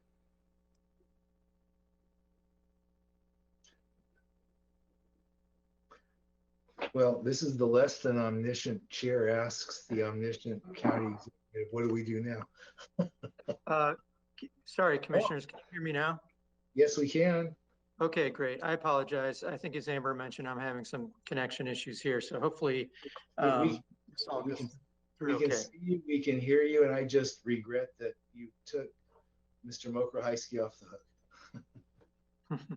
Sorry about that. I am going to go ahead and close my video camera though, so I don't pick up the bandwidth. And if I could try to share my screen with you as well, Diana, is that something you can set up for me? Hold on, let me do it. Just 1 sec.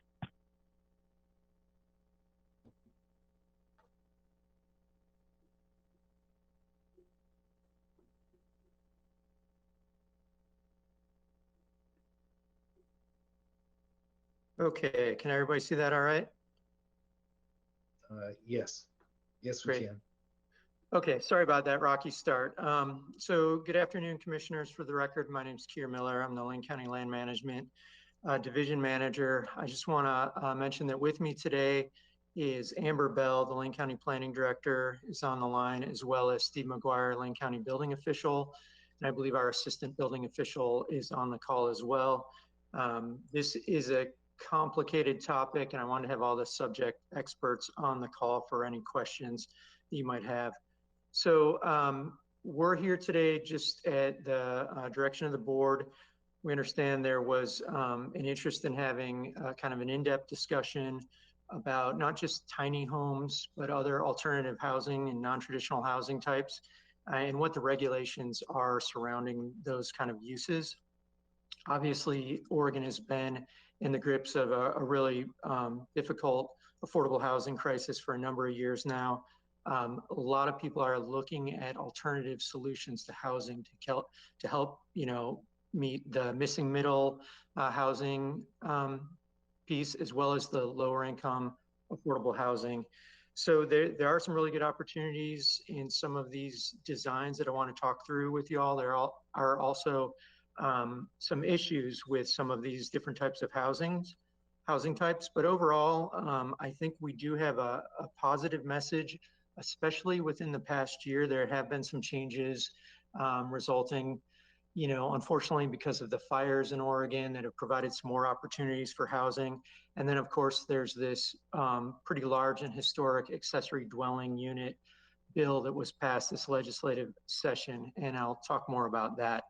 So I want to quickly just run through some of these terms, and we'll get into each one in some detail and talk about how they're treated from a regulatory standpoint. The first type of dwelling concept I want to discuss is an accessory dwelling unit. And I've got a slide on that. And then we'll talk about tiny homes and really the various types of tiny homes. That's really, again, that's an umbrella term that can refer to a number of different housing types, micro housing types. There are, of course, temporary medical hardships, which is a very common type of alternative housing solution in rural Lane County. And then we have a number of temporary residential uses that have been permitted by the state in response to the historic wildfires from last year, as well as some transitional housing accommodations. And then finally, there's a variety of emergency hardships that are also available, which we'll discuss. So I really want to start off with the accessory dwelling unit because I think this represents probably the most promising option that is coming down the pike that's going to be available. So accessory dwelling units, just to define what they are, they're generally under 1,000 square feet. They have to be subordinate to a primary dwelling on the property. So typically they're hooked up to the existing septic or electrical utilities. Generally, these types of units are used as rental property, some short-term rentals. They're currently allowed within the city limits as well as the urban growth boundaries. But just as I mentioned this year, the legislature passed House Bill 391, which will allow accessory dwelling units on all rural residential properties within outside of incorporated areas, which is great. I mean, that in many ways that almost doubles the availability of housing stock. Granted, it's a different type of housing and it has to be sited on a property with an existing dwelling that's over 2 acres. There are some requirements for it, but it has a very real potential to provide a lot of needed housing in the county. The one hitch, and that, well, there are a couple with accessory dwelling units, is while the bill has passed and these are technically an option under state law for counties to implement, 2 things need to happen before we can start permitting accessory dwelling units in Lane County. First, the state has to issue a wildfire hazard map, and this comes out of the larger wildfire response bill, House Bill 762. This is requiring the state fire marshal to work with state agencies, the Department of Forestry, to develop and adopt a series of maps that identify wildfire hazard areas. Those are projected to be developed and available this summer 2022. As soon as those maps are available, jurisdictions will be able to permit accessory dwelling units, provided they meet the fire safety standards that are going to be outlined in some of this work that the state's doing. So land management staff currently has some draft language for accessory dwelling unit provisions that we developed a number of years ago for use in the urban growth boundaries. The board, should you wish to implement accessory dwelling units in rural Lane County, will need to adopt an ordinance to that effect, and it will specify, a number of different factors. Common themes that we see in accessory dwelling unit ordinances involve, allowances for off-street parking, or the size of the ADU, whether the county wishes to put a restriction on, is it for long-term rental or is it for short-term rental? Those will be the types of policy issues that the board can think about when that ordinance is being developed, if that's something the board wants to pursue. So that's accessory dwelling units. The next slide. I'm sorry, may I interrupt with a quick question? Sure. Mm-hmm. I guess, why would we not want to do that? And is there any front end work so that we can do that as quickly as the state allows us to at least vote on it? Yeah. I'm fully anticipating that this board is interested in pursuing accessory dwelling units, and staff is absolutely doing everything we can to have an ordinance in place and before the board, even before these wildfire hazard maps are ready. So all of those sort of policy discussions, preliminary hearings, work sessions can be out of the way. And as soon as this becomes an option, it will be available to the county. Thank you for the interruption. I'm sorry. Yeah, of course. So next I'd like to talk about tiny homes. And tiny homes, this term gets thrown around a lot. And oftentimes there's some confusion with this term. It's interchangeable with, other terms like micro housing, but really tiny homes is sort of an umbrella term that can refer to a few different housing styles. These tend to be, smaller, more affordable, popular with individuals, on a low income or looking to downsize. We see generally 3 types of tiny home, and the most straightforward version is just a small single family dwelling, just a very small stick-built home that's permanently attached, on a foundation. It's a small dwelling. These are regulated through the Oregon residential building codes, through the Oregon land use system, just like any other small dwelling. Of course, the plan review tends to be simpler, more straightforward, more affordable because it is a very small unit. But generally that's how those dwellings are looked at. The next type is a temporary dwelling, and this is probably the one that the board is most familiar with. It's certainly the one that we see the most interest in. These are units that are built on a chassis. Typically they're, same size, tend to be narrow, often have a sleeping loft within them to kind of take maximum advantage of that footprint. there are two varieties of these that we often see. The most predominant one is basically, I mean, there's some very, I want to be clear, there's some really reputable builders in our community and around the state who do great work, and they build very professional tiny homes that look and feel like a real small house. However, from a building code standpoint, these houses on trailers essentially are often, you know, a modified tough shed that's been, you know, windows have been added, some insulation, some wiring, and they haven't gone through a building code design review. So there are concerns in regulating those from a building code safety standpoint. Of course, we can look at those through the building codes, but oftentimes they're not built to the standards that are needed. And then there's another kind of tiny home that comes on a chassis, and those are ones that are actually classified as recreational vehicles. They carry that RV insignia. They've met certain standards. They have the ODOT licensing.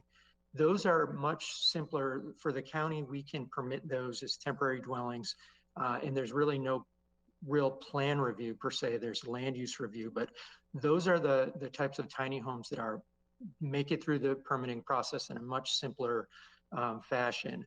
Unfortunately, the way the current land use rules in the building code is written is that these temporary dwellings, unless it's within an existing RV park, these are viewed just as temporary, as 6-month maximum length of stay. So there are some challenges there when people want to use one of these structures that's delivered, that's built on a chassis as a permanent long-term dwelling. At that point, the option is really to take it off the chassis, try to modify it, to put it on a permanent foundation, hook it into the septic system. And of course, there are costs there. So this is where we're seeing the biggest challenge with the public, is trying to help folks understand that there are different varieties of tiny homes out there. And there's certainly, if you go the RV path, it's simpler from a permitting standpoint, but under, you know, state land use laws, state building rules. This isn't something that the county has implemented. There are limitations on the length of stay for those temporary types of tiny homes. Not so with the permanent tiny homes, the smaller homes that are kind of built on site. Just want to make that distinction clear. And then the final type of tiny home that we commonly see is what you might see in a transitional housing, a group housing facility. You know, these can vary. You know, these can be these types of, you know, congregate living areas you'll find around Portland, Eugene. Some of them meet a very high standard. Like you look at the Emerald Village, for example, that's a really great example where there's a number of different architectural firms, contractors in the community that have built some really fantastic micro housing that meets code, that's just at a smaller scale. And then on the other end of the spectrum, there are some of these types of transitional housing areas where it's not much more than a tent or a Conestoga hut, doesn't have insulation, doesn't have any of those other sort of amenities that it's better than living on the street in a tent, but just barely. So that's another type of kind of a wide range of tiny homes that we see within these transitional housing accommodation units. And those tend to be multiple structures on one property grouped together. With the fires this year, we did see some significant movement at the state level, which really expands the ability for temporary residential uses. This applies for any county that suffered one of these wildfires, as well as adjacent counties. There are now a number of temporary residential uses that are available and can be continued through a series of extensions for up to 5 years. So not a permanent solution, but certainly a longer term solution for a lot of housing troubles. These types of uses are currently available on residential zone lands. And I want to make it just kind of stress the point that these types of housing that I'm going to go through, these don't necessarily need to be on a property that lost a structure during one of the fires. These are to support the residents who lost homes in a fire from our county or an adjacent county. Anywhere on residential land in the county, you can site one of these types, or as we'll go through it, there's different types of housing that you can qualify for. So this could include a single typical manufactured dwelling. the use of an existing building, an accessory dwelling, a shop, for example. Up to 2 yurts could be placed on a property, and this is an or kind of situation. It's not all these combined. Up to 5 recreational vehicles, 5 tents, or similar accommodations there. So this is an opportunity. We're seeing it being used a little bit. Certainly seeing a lot of temporary dwellings being or temporary accommodations upriver. I'm aware of a couple other in the county that folks are taking advantage of this, but it's really in my opinion, a fairly underutilized option available to folks. We are trying at our front counter and at our customer service center up in Leesburg, and as well as Blue River, trying to promote this as an option so folks are aware of it. But again, these are temporary options for up to 5 years. There's then the transitional housing. Again, this is more of the larger group housing accommodations. With the fires, again, the state has allowed transitional housing. The one limitation is that it must be in an unincorporated rural community. So on, a standard residential lot, a farm lot, forest zone property, you can't cite one of these multiple unit housing, temporary housing situations. This is how the accommodations up in Blue River at the U.S. Basketball Academy, they came in under this provision, this transitional housing accommodation. This same accommodation has been available within the city limits for a number of years. It's just recently been expanded out into unincorporated communities.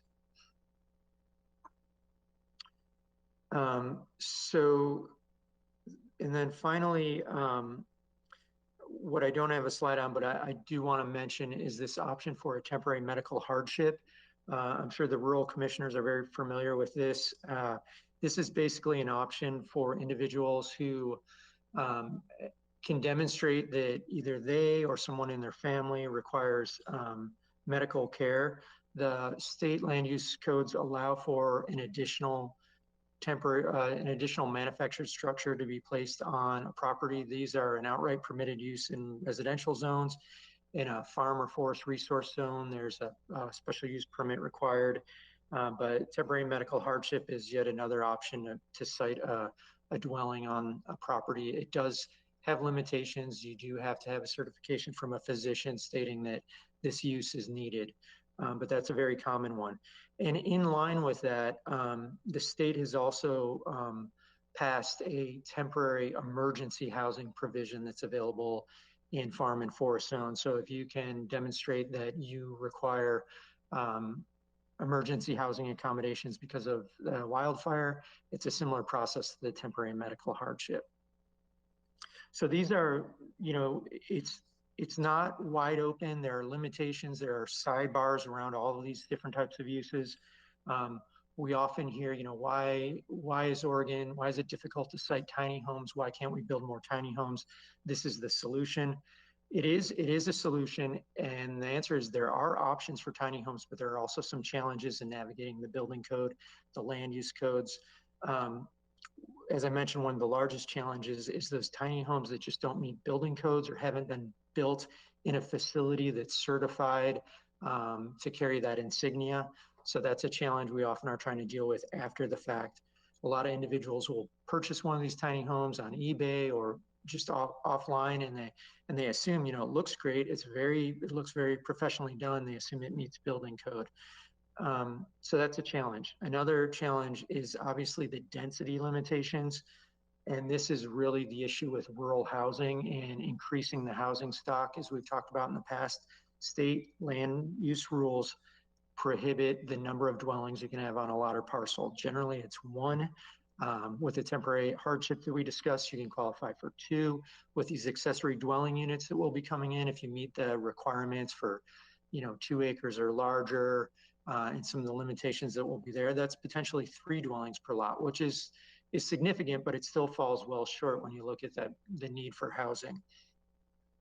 The other issue that we recognize is this lack of transitional or emergency housing outside of incorporated rural unincorporated communities, because right now under these new fire rules, they're only allowed in, Blue River, Rainbow, and those types of communities. If somebody has just the perfect parcel to site one of these facilities that could house a lot of folks, but it's outside of a community, it's not currently an option. It's also not an option just to meet the general housing need, which the county has. It's the way it's written right now, it's just to support that housing need in response to the wildfire season. And then another issue which could provide a lot of momentum, a lot of ability to site more affordable housing is if land use rules, state restrictions could be lifted to enable counties to expand existing manufactured home parks, expand existing RV parks, and even build new manufactured home and RV parks. Currently, again, sound like a broken record, but under statewide land use rules that limit the sort of density, it's typically a goal exception. It's a very difficult process to expand or build new manufactured home parks. And that's really where I think a lot of momentum moving forward should be directed, and we'll talk a little bit about that. And then finally, an issue we're seeing, unfortunately, just more and more and more is the not in my backyard phenomenon, especially with affordable housing, transitional housing, and even some of these temporary emergency housing options that are being made available because of the fire. Our code compliance program seeing more and more complaints from residents who are concerned about, certain types of developments going in. So that's been a concern that will continue to be a concern. So moving forward, can't seem to move my slide ahead. There we go. I think there are definitely some positive steps that are happening, and there's more action that can be taken. I know this board, I know this county wants to be a leader in this space, and we're certainly positioned well to advocate for some of these things. Obviously, one of the big one is going to be to implement the accessory dwelling unit provisions out of Senate Bill 391. We talked about the work that's going on, and that will be ready to go when it is an option. Another thing I think we need to spend more focus on is better educating the public and buyers about steering them towards the types of tiny homes that can pass inspection, that will meet with the fewest building code challenges. Because at the end of the day, I mean, these statutes, these rules are in place to protect life safety, and we have very little ability to flex those codes. The state building codes division has already modified some of the small home regulations that allow for things like the sleeping loft. In many states, that isn't even an option that's available. So I think Oregon really actually is on sort of the cutting edge with some of the things that we allow with tiny homes, but still there are minimum safety standards that need to be met. And I think more education towards the public, individuals looking to buy those types of structures will go a long way. And then engaging the manufacturing community and encouraging and assisting builders to get the proper certifications. Oftentimes this is going to be a real challenge, especially for some of the small backyard builders, but having a facility that meets the certification requirements, that something can be easily licensed with that RV credentials.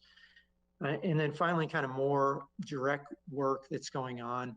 We've been working with Alex Kyler, looking at the current legislative principles. There are certainly some ones in there that support the need for housing. I think some of those principles we've been discussing can certainly be tightened up and made more pronounced, make a stronger position on promoting legislation that supports increases in accessory dwelling units and affordable housing, and advocating for some of those uses like increased RV parks and more manufactured structured parks in certain places. So that's some of the direction that we are moving in. We are, as I mentioned at the first reading, staff is coordinating with other counties who are interested in pursuing these initiatives, engaging with the Association of Oregon Counties. We will be developing an update to the legislative principles that Alex will be bringing back to the board for consideration. So a lot to cover. I'm sure there are a lot of questions, so I will stop there.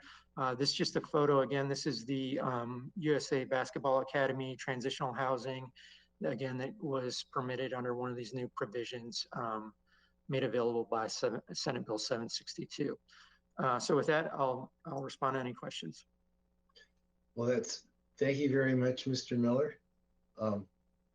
We actually had planned 20 minutes of presentation and 40 minutes of questions. We might want to reverse that a little bit, but please, Commissioner Buck and other commissioners. Thank you, Chair. I know that Commissioner Farr had his hand up too. Oh, I just have two quick questions to start off the conversation. We hadn't mentioned their modular housing, and I was curious as to what the impediments were or progress thereof of modular housing. And the second question was models, if there were available model home safe harbors for those either modular or smaller buildings that people could look to as the market develops. Sure. So the second question first, there certainly are different plans that are available that meet, building codes. They've been reviewed by an engineer. There's some standard accessory dwelling unit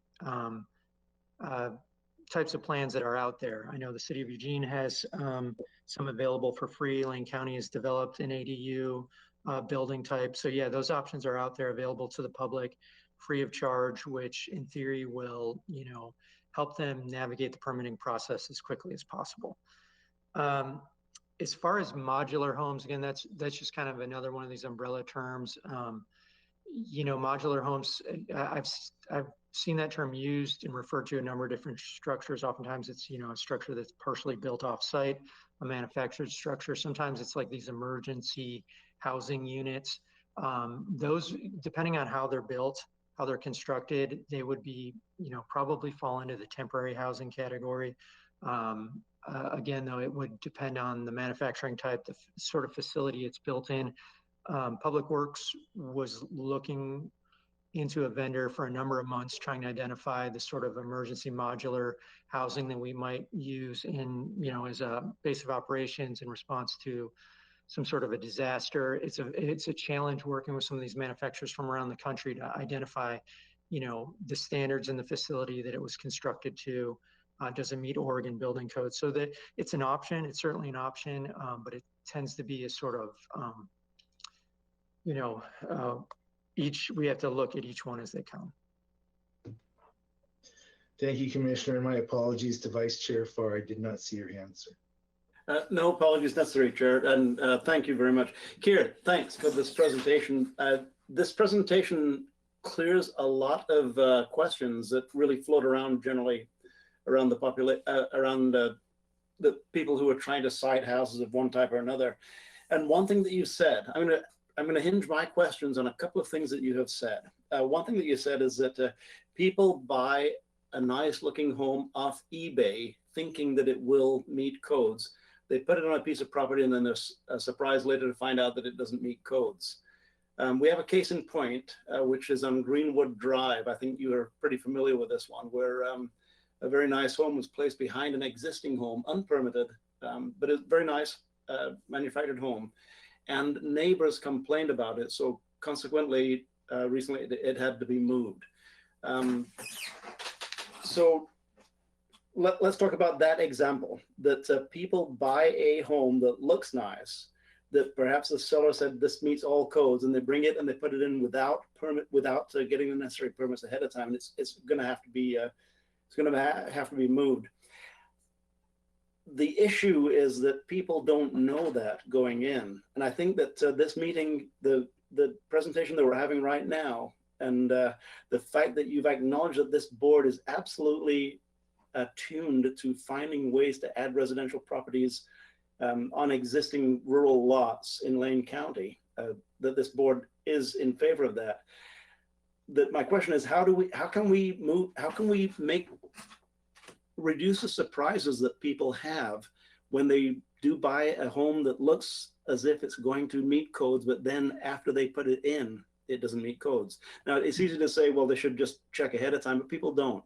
Can we talk about that a little bit, Keir? That's you and I have kind of brushed around the edges of that particular subject, but it comes up over and over again. This is a good-looking home, meets all my needs. Why can I not live here? Sure. Yeah, excellent question, Vice Chair Farr. I think there are a number of things that we can do to try to help better inform the public, and a lot of this is really coming out of sort of the aftermath of the fire, honestly, because we're seeing more and more of these things. I know it's popped up in the past, but it's been far and few between. We're seeing this happen a lot. So I think there's a growing need for this. And I think there's a number of initiatives we can take. We can put out, TV ads, frankly, radio spots, the ear spots. We can post things to our website. We can continue to spread the information as we have been at the customer service center and working with the public. Oftentimes that's a little too late because folks are already down a path. They've identified something. So I think getting out in the community and just trying to share this perspective early is important. And then the other piece is the one I mentioned. It's actually finding these builders, working with them, trying to educate them and helping them understand what the limitations are. I think some of them may not be aware. Some of them are, like I said, building excellent products, but maybe they're missing certain things. And because it's a complete unit and we're not able to do the inspections as it's built, it's more complicated to go and open up a wall and look at the wiring. So I think we can approach it from both angles, both from, sort of robust public outreach and working with the industry as well. I love that response, Keir, but it is a daunting task to get ahead of the curve on this because each of us has come across people who just cannot understand why they have to move their home just based on a code when everybody has acknowledged that we want to put people in homes, not force people to move out of what are very comfortable and dignified houses. Keir, a couple of more issues to talk about. One is something that you said. We talk about some of the structures that are put in place for people to live in, and your statement was better than living in a tent, but just barely. And really, that's kind of a personal qualification statement that if you've not lived in a tent, you don't know what living in a tent is and what having a hard side wall can possibly mean. As compared to living in a tent. And really, it is exponentially better not living in a tent, living with a solid roof over your head. A case in point is when I was a city councilor back in this occurred 12 years ago, we approved Opportunity Village, which is on Roosevelt Boulevard. Opportunity Village is some of these tough sheds that you were talking about, basically, that have been dug in a little bit more over the last 12 years, but they are hard walled with a locking door, with a roof on top, no plumbing and no electricity. You may look at it thinking it's just barely better than a tent, but it's really infinitely better than a tent for the person who's able to lock the door and sleep a little bit more securely at night. So the point I want to make there, Keir, is surrounding something that you stated out loud, and that is that you believe that this Board of County Commissioners, the 5 of us, wants you to wholeheartedly robustly move forward with exploring every opportunity that we possibly can to place housing on properties in rural Lane County outside of the urban growth boundaries. So that being said, sometimes, Keir, you'll have me and you'll have other people saying, why can we not have somebody live in a tough shed instead of a tent? So how do we respond to that, Keir? You can't live in a tough shed because it doesn't meet code, so go live in a tent. Is basically what we're saying. Yeah. So, Chair Farr, let me clarify. When I say just barely better than a tent, I mean I understand it's demonstrably better to live in a walled structure than a tent. What I'm saying is some of these transitional housing developments we've seen, it may just be a tent. It may be a large tarp. It may be a lean-to. It may have running sewage in it. There's a lot of challenges, so as opposed to living, maybe just on a yurt or a tent on a property. So I understand the distinction. I understand the challenge there. I agree that a tough shed is probably better than a lot of situations. And in certain areas, under certain regulations, that sort of an accommodation may be allowable. For example, in these transitional housing developments that are temporary, building codes aren't applicable. The state fire marshal has to certify it, and local jurisdictions can implement regulations if they want to. But in a transitional housing type area, the building codes aren't applicable. It's transitional, it's temporary. So that's an option where maybe a tough shed or something along those lines would be workable. But in other places, because of state rules, again, you need to follow building code if you're citing something that's going to be a permanent structure. Kira, I want to thank you publicly for the work that you do, because I criticize out loud quite often, and I ask for answers to questions that people pose to me. You have demonstrated a desire to solve people's issues, while at the same time making certain that we're not circumventing laws that come back to haunt not just us, but the people who are living in the residences that we've relaxed the rules on. That being said, I believe that, Chair Bernie, I believe that this is just the beginning of our discussion of how are we going to be able to facilitate tiny homes in Lane County. I think Kier's done a good job of outlining what we can do, what we can't do, and what the restrictions are and what the problems are, not the least of which is NIMBYism. But as we begin to identify the issues, then we can put a great deal of attention, a great deal of focus on finding ways to allow people to live on existing properties. Sometimes it's as an auxiliary dwelling unit, sometimes it's as a tiny home, and sometimes as an RV. There's a great deal of mystery surrounding it to the people who are trying to live in tiny homes. The more we can demystify it, the easier it's going to be for them to accept what the existing rules are, what the existing laws are, and comply with them. It's also going to be easier for us to identify which laws need to be changed. And I put this forward. There are laws that need to be changed regarding how we can site tiny homes. Kier, I'm not going to go any further because other commissioners have questions. You are quite responsive to me when I ask you questions, and we have an issue with 51815 Echo Street in Blue River that you're working through right now. There's an RV and an unpermitted tiny home on that facility. I'm not going to ask you direct questions in this meeting about it, Kier, but you and I will have further discussions so that I personally can answer the questions rather than putting people off and saying and more or less agreeing until I can have you delineate exactly why we are delaying people being able to, or disallowing people being able to live on existing properties. Now, I kind of stumbled through that last year, but what I'm saying is we have a lot of issues that are surfacing right now that will continue to surface. This isn't over. I think this is the beginning of our discussion. Thank you very much, Commissioner. Are there other commissioners that would like to ask questions or make statements? Commissioner Bozovich. Thank you, Chair. I just want to note one of the things Kier said, and I want to just clarify it, was that House Bill 391 or Senate Bill 391 allows for ADUs in RR zoning only if the parcel is 2 acres or larger. I just want to make sure that's clear to folks, which I am going to push for future legislation to reduce that parcel size, particularly as I think about our conversation this morning with Travel Lane County and workforce housing on the coast. We have an unincorporated community that's served with both water and sanitary utility. A lot of the lots are a lot smaller than 2 acres, but if those folks were allowed to put in ADUs within short driving distance of most of those coastal businesses that desperately need workforce, it's a win-win for everybody. But right now, none of it's legal for them because they're zoned RR, but their lot's not over 2 acres. And it's not an issue about sanitary capacity. It's not an issue about well capacity. It's an issue about the legislation just basically drawing a line at 2 acres. It's also not an issue about fire hazard really being in that unincorporated community.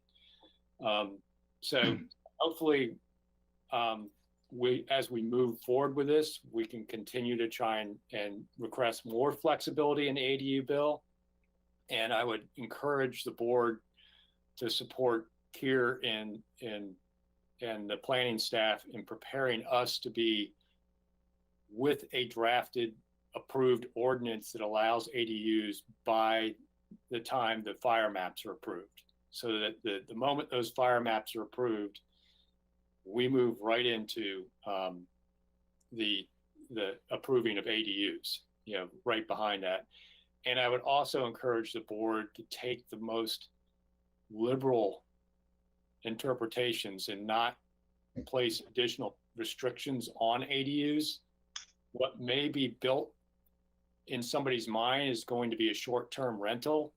When they actually get it into the short-term rental market and realize there may not be a market for it there, becomes a long-term rental, or the next owner makes it their mother-in-law's place, or their young children that just got married's place, or whatever. It doesn't necessarily stay a short-term rental. It's just a front door that gets built in our county, to me. So I urge folks not to place artificial restrictions on new front doors in our county. So I really appreciate the report. I appreciate the flexibility. I will try and do what I can to get the message out there about making sure people are purchasing mobile tiny homes, that they understand the need for a permittable mobile tiny home, or understand the limitations if it's got an RV sticker on it. And that piece in between where it's not permittable as a under building permit and it's not an RV, it's not going to really work for you. So I'll do what I can to educate folks out there. And I get that issue is a difficult issue once somebody already has purchased one.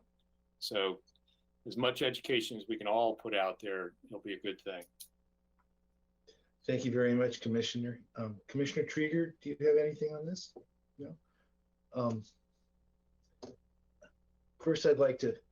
I'm pleased to see that without any kind of a vote tally, there's already a majority of us that want something, an ordinance prepared, so that as soon as we can create this option for people, this board can do that.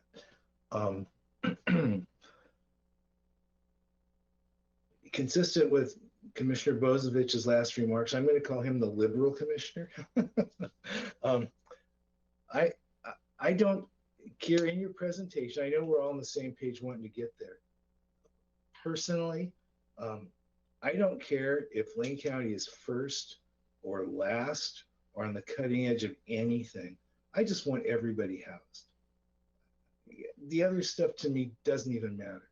So as you were reviewing some things, I agree we should be liberal in terms of the 2-acre requirement. I wrote a note when you were reviewing what's permissible, and one of them was as a temporary dwelling. It's sort of like, who are we to tell people that this has to be a temporary dwelling? What are we going to say, for 76 days you can use it for this, but then you can't use it for that? I do have a question, because I do know that in my community of Springfield, we've had an ADU, and I'm going to do alphabet soup. I'm going to stop. Ancillary dwelling units have been permissible for several years now, and system development charges have been waived for several years for people putting in ADUs. Do you happen to know how successful, i.e. how many people now have in Springfield have put in ADUs or are in the permitting stages? And if you don't, it's okay. I don't. I wish I did for this discussion, but do you?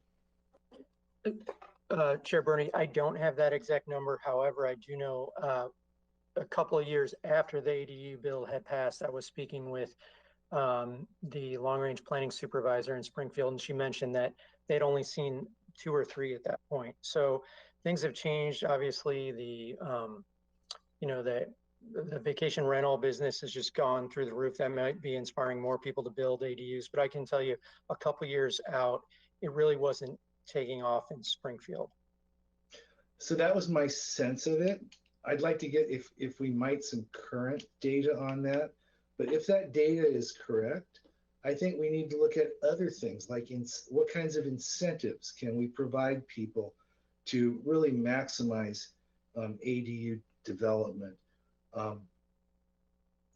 What kind of, for me, I smell business opportunities. What kind of business opportunity can we incent for the pre-manufacture of ADUs that meet various codes once we know what they are, so we can just get them out there at least cost to people that need them? There are a variety of things that I look forward to discussing with this board, but I'm delighted really with the presentation. I'm delighted we're going to be talking about this, and you know, I just want maximum impact for minimum public dollar, and that's all I'm looking at. Thank you. And I see that Vice Chair Farr also would like to further the conversation. And thank you for that last few words that you added, Chair Burney. You know, in Springfield, the ADUs didn't take off anywhere near as quickly as I thought they would. And it's made evident by the fact that NWMC has, we put some money aside for waivers, paying SDCs for the wastewater SDCs. And precious few of them have been applied for. So which tells me that we need to make it easier for people, whether it's inside the city of Springfield or Eugene or in rural Lane County, we need to make it easier for people to have a roadmap to do it. A prescribed course that ends up with success. And I asked for this particular presentation, Keir and Chair, and it really has met my expectations. And my expectations are that we have raised the level of heat on this, that we will all be talking about it, and we'll all be finding ways to do exactly that. Find ways to make it easier for people to add dwelling units. Any other commissioners? I forgive me, but I'd also like to say the tiny homes up Blue River at the basketball academy.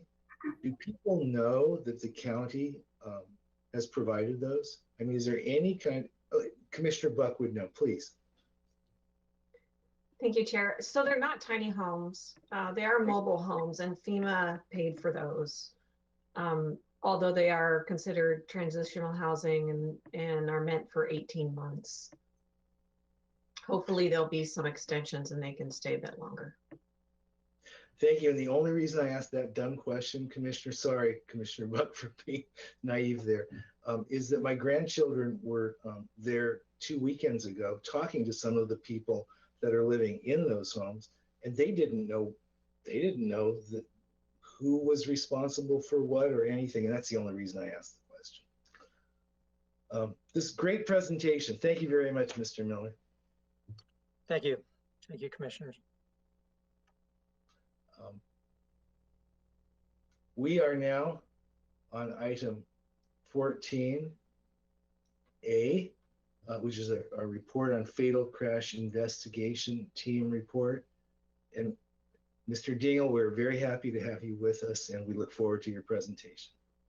Thank you, Chair. And Diana, do you have the slide presentation, or is it Becky? I'm transferring permissions to Becky Taylor right now. All right.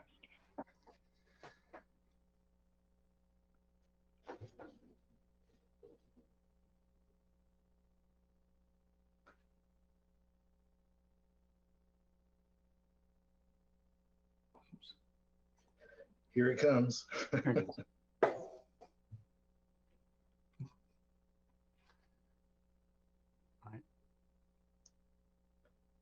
I think we see it now, Mr. Dingle.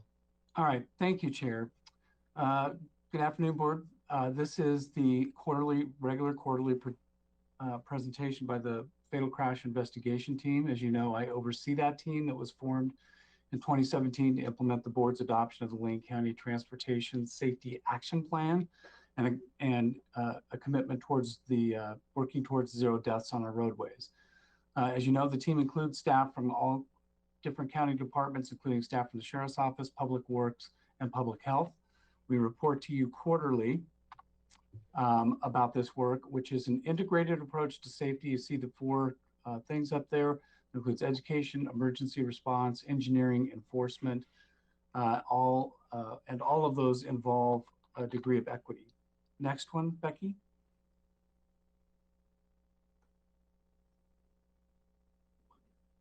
All right. So the next project is the London that we've been working on that we've reported to you about was the London Road Safety Corridor. You can see that this is a 2-year program, bringing all of our the 4 E's to the corridor to reduce the number of fatal and serious injury crashes. And our March report, we provided background on the project and the purpose and the proposed pilot program that we're going to do. In May, the board formally designated London Road as the safety corridor for the first 7 miles. In June, we shared information about engineering improvements and enforcement plans. Today, we want to share more information about the education campaign. Next, Becky. So we conducted a public survey with the focus on DUI prevention because that's one of the leading causes of the crashes there. Postcards were mailed to the entire Cottage Grove zip code, 7,160 addresses, requesting the public to take an online survey about the actions they thought would go the furthest towards preventing driving under the influence of alcohol and other drugs. The main objective of the survey was to help staff better understand how to support the public in making decisions about how to reduce DUI. Special thanks to Devin Ashbridge for translating our findings into these appealing visuals. And she'll be helping us as we promote this safety campaign further on down the road. As you can see, a majority of the respondents said they'd be willing to be a designated driver or would call a friend.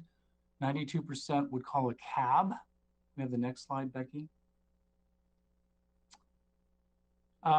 These are some of the barriers that are preventing us from taking these actions that the public has expressed an interest in. There's limited cell phone service. There's limited rideshare services. We've looked into subsidizing, for example, Uber and Lyft, and there simply just aren't the drivers out there to the capacity. We've even considered doing them for limited periods of time, like, for example, Friday and Saturday nights. Next slide, Becky.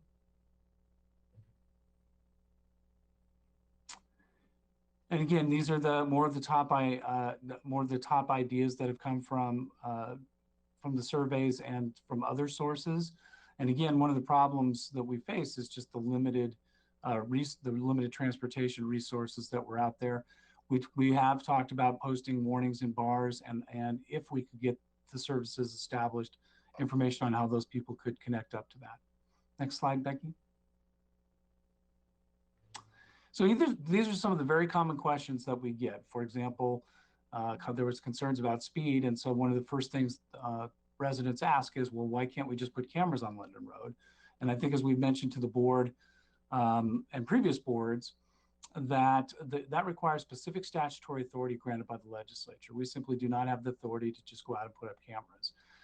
The other question that has, and again, it's a very good one, is that, well, why don't because this is something the public sees that occur in other states, well, why don't we set up sobriety checkpoints during high DUI periods of time? The reason is that the Oregon Constitution prohibits it. It's been the law for more than 25 years that sobriety checkpoints have been determined by the Oregon Supreme Court to violate Article 1, Section 9 of the Oregon Constitution. Next slide, Becky. Another just very common intuitive suggestion by the folks is, why don't we just limit the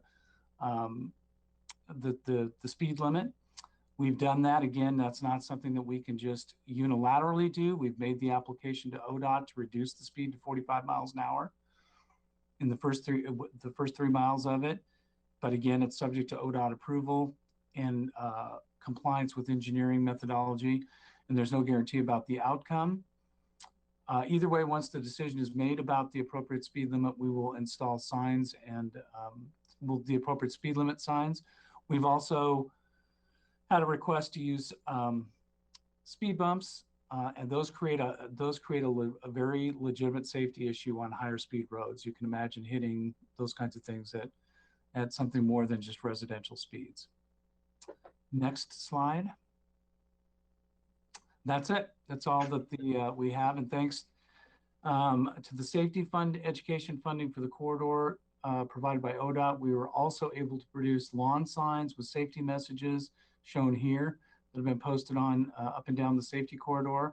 We've advertised to the area that these signs are available for pickup for free at the Cottage Grove Fire Station. I will say this, our folks in the Public Works Department urge them not to put them in the right of way because they cause problems during the mowing season. And again, we want to thank the board for its commitment to this program and the opportunity to share information. We'll continue to develop the safety campaigns throughout the life of the 2-year safety corridor program and keep you updated. That's my presentation, unless you have any questions. Thank you very much, Mr. Dingle. Are there questions for Mr. Dingle? Yes, Commissioner Trieger. Thank you, Chair. Thanks for the presentation. That's fascinating to me, that issue about cameras being disallowed on a county road by a state law. Do we know if any other counties have asked for and succeeded in getting any kind of waivers, or is there any path toward remedying that? Chair Bernie, Commissioner Trieger, yes, we looked into this, and it is sort of a complicated issue. And basically, what the state has said is that they want to make sure that the installation of the cameras are safe, that they're applied uniformly, those sorts of issues. And most of the programs when they start are pilot programs. There's a couple of them that have been limited to the Portland metropolitan area, and they have been I will say they have been very effective. Because they tend to be constant, they're unlike those.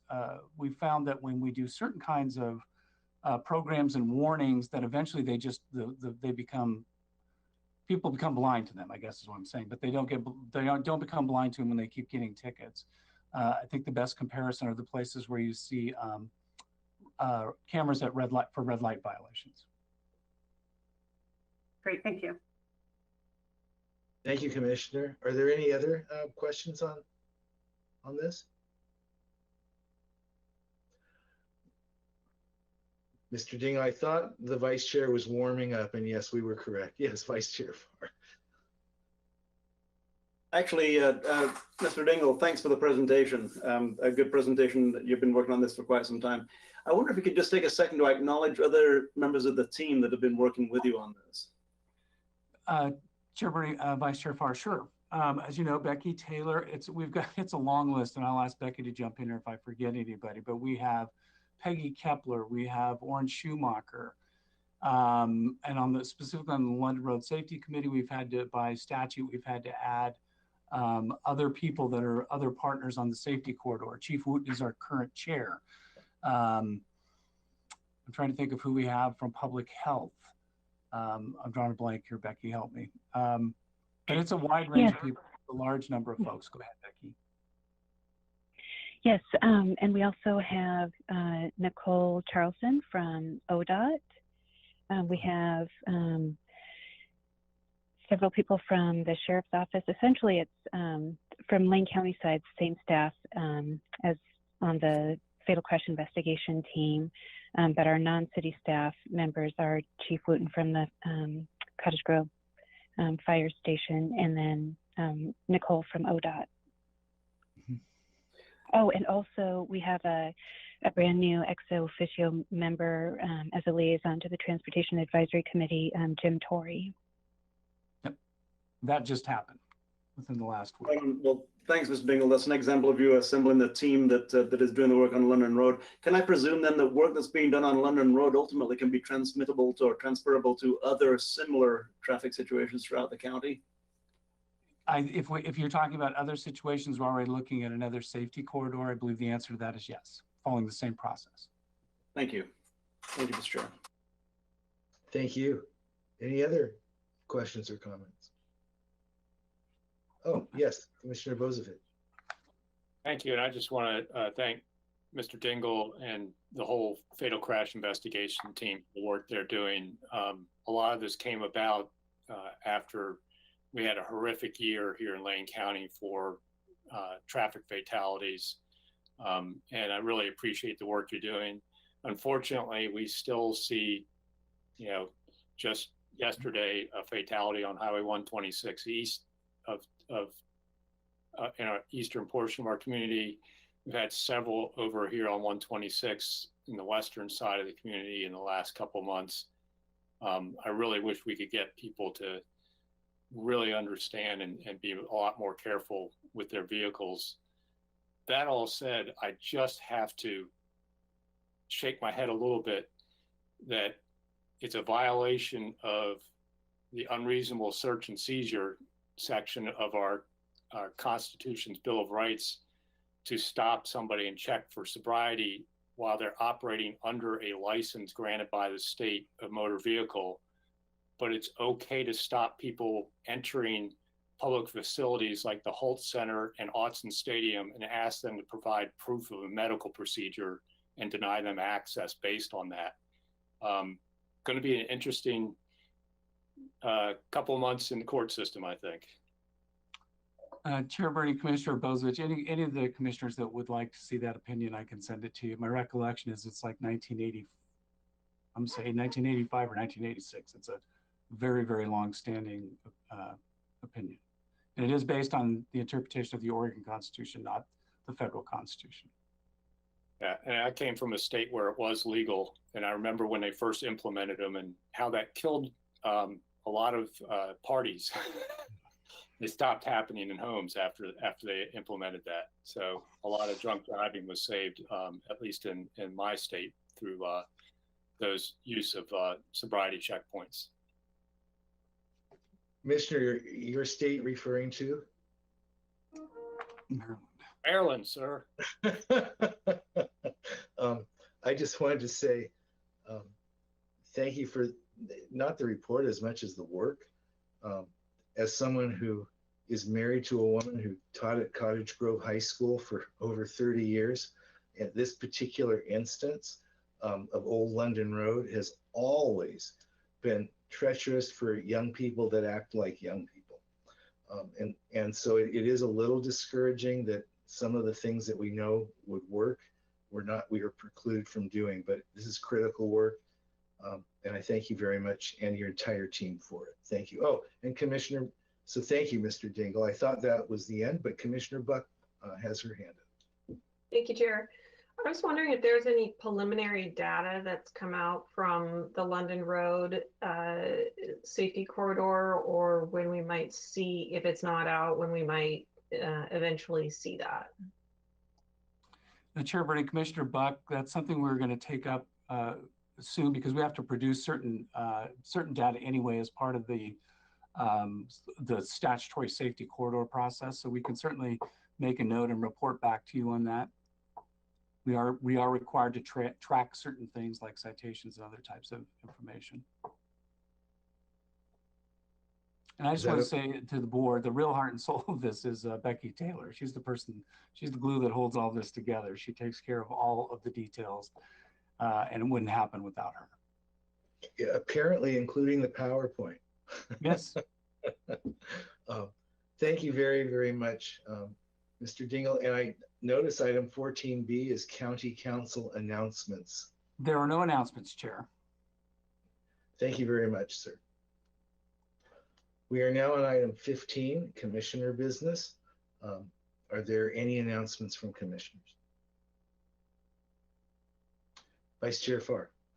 The only thing I'd like to say is whether or not you knew it, Becky Taylor was the outstanding public employee 4 years ago. No one has reminded us of that, Commissioner. Any other announcements? Commissioner Farr, would you like to make an announcement about Becky Taylor's previous? No, I'm just kidding. It would take a while because it's 3 pages, but Commissioner Bozovich, did you have your hand up? Yeah, I just wanted to remind the chair that we did put off county administration announcements. So don't forget to give him his opportunity to update us on the ARPA and everything else he's got. I want everyone to notice how little faith Commissioner Bozovich has in my ability to remember what occurred an hour and a half ago. And you may be correct. So thank you very much, Commissioner. But right now, since we're on, unless there's other announcements or reminders, future board assignment requests. Are there any future board assignment requests? Seeing none, And before we review assignments, I know that Mr. Mokrajski has announcements for us. Thank you, Chair, and thank you, Commissioner Bozievich, for having my back on that item. I know you were going to come back to me. I just an update for you on the ARPA process. I thought I'd provide you with this verbal update, and then our plan is in just a few short weeks to have a more in-depth update and discussion with the board that'll be agendized in a meeting. But I'll just recap for you. As the board knows, on March 11th, 2021, the president signed into law the American Rescue Plan Act of 2021, which provides an estimated $1.9 trillion of stimulus to aid in the COVID-19 pandemic. Within that, that funding package is $350 billion directed to states, municipalities, counties, tribes, and territories. That's a part of what's called the Coronavirus State and Local Fiscal Recovery Act. And of that $350 billion, there's $130 billion that is for local governments, split evenly between municipalities and counties. So that's kind of the breakdown of those funds. And it is important that as there are inquiries about funds within this package, that people understand there's this broad package with a lot of different resources that are available for a lot of different sectors and industries and individuals. And there's a portion of it that has been made available for local governments for recovery work. Lane County's allocation from the ARPA is approximately $74 million. We received $37 million of that in May, and we'll receive the second amount of funding next May. The funds have been placed in a separate revenue fund specifically for ARPA approved projects. I'll also note that we have a web page set up. Robert Tintle, who I'll touch on in a moment, is our new ARPA manager, and he has set up a web page where all of the reports that we submit to the U.S. Treasury, any relevant information or documents are on that web page at lanecountyor.gov, so that the public and anybody who wishes can have access to it. So on May 25th, 2021, the board adopted guiding principles and priorities for the ARPA funding, and those include 5 categories: support for urgent COVID-19 response efforts, provide for continuity of the county's vital services and rebuilding of financial stability, funding one-time expenditures or limited in duration funds. 4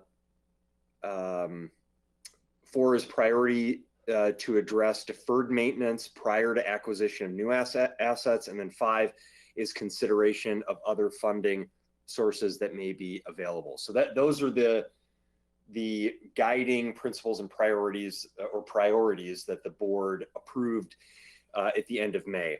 So as I mentioned, we went through a process. We'd created a position that's funded for the next few years to make sure that we have a team that's focused on the proper administration and coordination of the funds that we'll receive directly, as well as going after additional funds that may be available both for Lane County or other partners in our community. So we did a recruitment process for that. Robert Tintle, who has served as our distinguished financial services manager in Lane County, was promoted to that position. Robert is now in the process. He's just been in that role for a couple weeks now. He's in the process of hiring a grants analyst position to assist in administering the program. And that position will be really critical in allowing us to go after additional funds for different initiatives that the board may prioritize or other community partners may be interested in. The first round of quarterly and annual reports have been submitted to the U.S. Treasury as required by the August 31st, 2021 deadline, and those reports are available online. We also have an internal ARP steering committee that's comprised of elected and appointed directors and other key staff. That group has been meeting regularly to coordinate the county's approach to administering the funds based on the guiding principles and priorities adopted by the board. Earlier in September, Lane County departments were requested to resubmit proposed project requests based on eligibility guidelines that were established by the U.S. Treasury in the interim final rules. So you may recall that we had asked departments several months ago, just when the law had been passed, to submit requests, but we didn't actually have the final language, the rules from Treasury. So we asked departments to resubmit those, and we're trying to refine those requests so that they meet more specifically what the rules in that federal law allow for. So the submission deadline was yesterday, September 27th. And again, this is just to give us a better picture of what eligible uses within our organization are out there. So after eligibility of projects has been confirmed, the steering committee will use the next few weeks to review and prioritize the information and then submit recommendations to the board. So very important and very important to know that any approval of funds for any use has to go through the Board of Commissioners. It will go through that public process.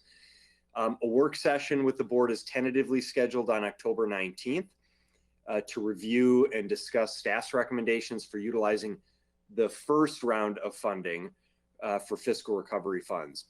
Staff will then revise and update the proposed projects based on the board's direction.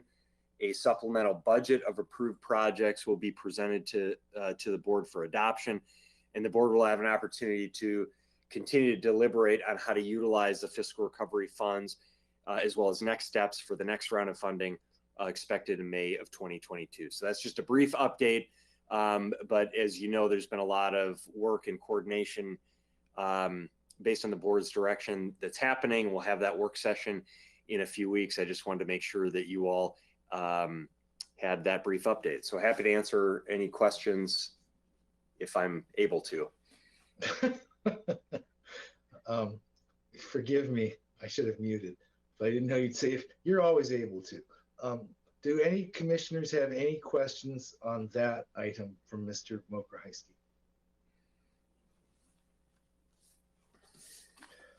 And that's all. Forgive me, but I have several.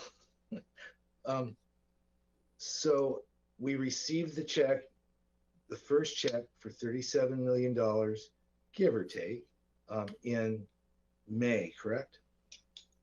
Yes. That's okay. Middle of May. It was close to my birthday. That's all I remember. Yeah. And it's taken now, and I'm not critical, I'm just trying to understand this, approximately 4.5 months, where I assume none of those dollars have been spent to at least to organize the capacity to administer that properly. Yes, and I think the only caveat I would say is that none of the funds have been authorized to be reimbursed or spent by the board, but much of the purpose of those funds from that bill, from that funding source, is to reimburse for expenses already incurred or still being incurred by local governments. So does that make sense what I'm saying? I think so. Yeah. So it's like there's been a lot of work being done. We anticipate that there will be reimbursement for a lot of that work from these funds, but the board ultimately has to make that decision. And you are correct, Chair, that a lot of what we've been doing is making sure that we have the infrastructure, the process, a good order and process established to be able to meet all of the rules and guidelines and reporting requirements by the federal government, and then make sure that we understand what the needs are within our organization, and we allow for a public process for any additional opportunities for use of funds. Thank you. And my understanding also, I'm just trying to, right? Normally we have the opportunity to talk. I hate to do it publicly, but my understanding also is that capacity that's being developed by the county also will have the capacity above and beyond the 74 million, which is largely reimbursement for COVID related and other expenses for governments, to actually compete and apply for other resources that are within this general ARP legislation that may not be county, they may be community based, but nonetheless, is that correct? The capacity exists. Yes. Yeah, and I think, you know, an important distinction is there's about one, I think it's about 1% of the total funding package has been made available to cities and counties. So there's a lot of additional resources available in the ARPA. And so we've wanted to make sure that as much as we're focused on responsibly administering, managing and administering the funds coming directly to us, that we're also being proactive at coordinating board priorities and working with community partners to seek additional funds. So that's absolutely part of the work that the infrastructure that we're working on setting up. See, I think that's a really big deal for not just us, but the public also. That 1% of the ARPA money, if I heard you correctly, is going to units of government. And that for Lane County, I don't know what it is for the city of Eugene or the city of Springfield, but for Lane County, that's two $37 million payments, which means that the capacity that Mr. Mokraheisky and county administration are developing really is to assist us and our community partners, which includes nonprofits that we've had multiple discussions of the lack of capitalization for our nonprofit partners and CBOs.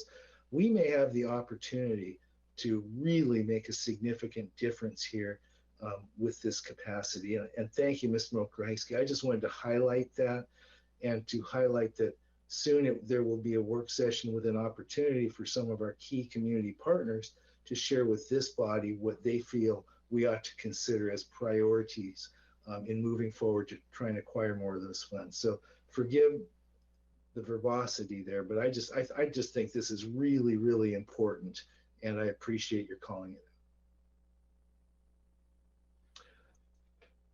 Anything else? That's all I have. I believe we have review of assignments now. And I don't have any assignments, so please tell me if I missed anything new, I should say. I don't think there are any additional assignments coming out of today's meeting. Commissioners, is that correct? I do not believe we have an executive session this afternoon, but I want to double, okay. Is there any other business? Mr. Mokraheisky, is this correct? I believe that this body will reconvene. I don't think we're having an executive session tomorrow morning. So we will reconvene at 9 a.m. to continue this Board of Commissioners meeting. That's correct. Thank you all so much. Have a great evening.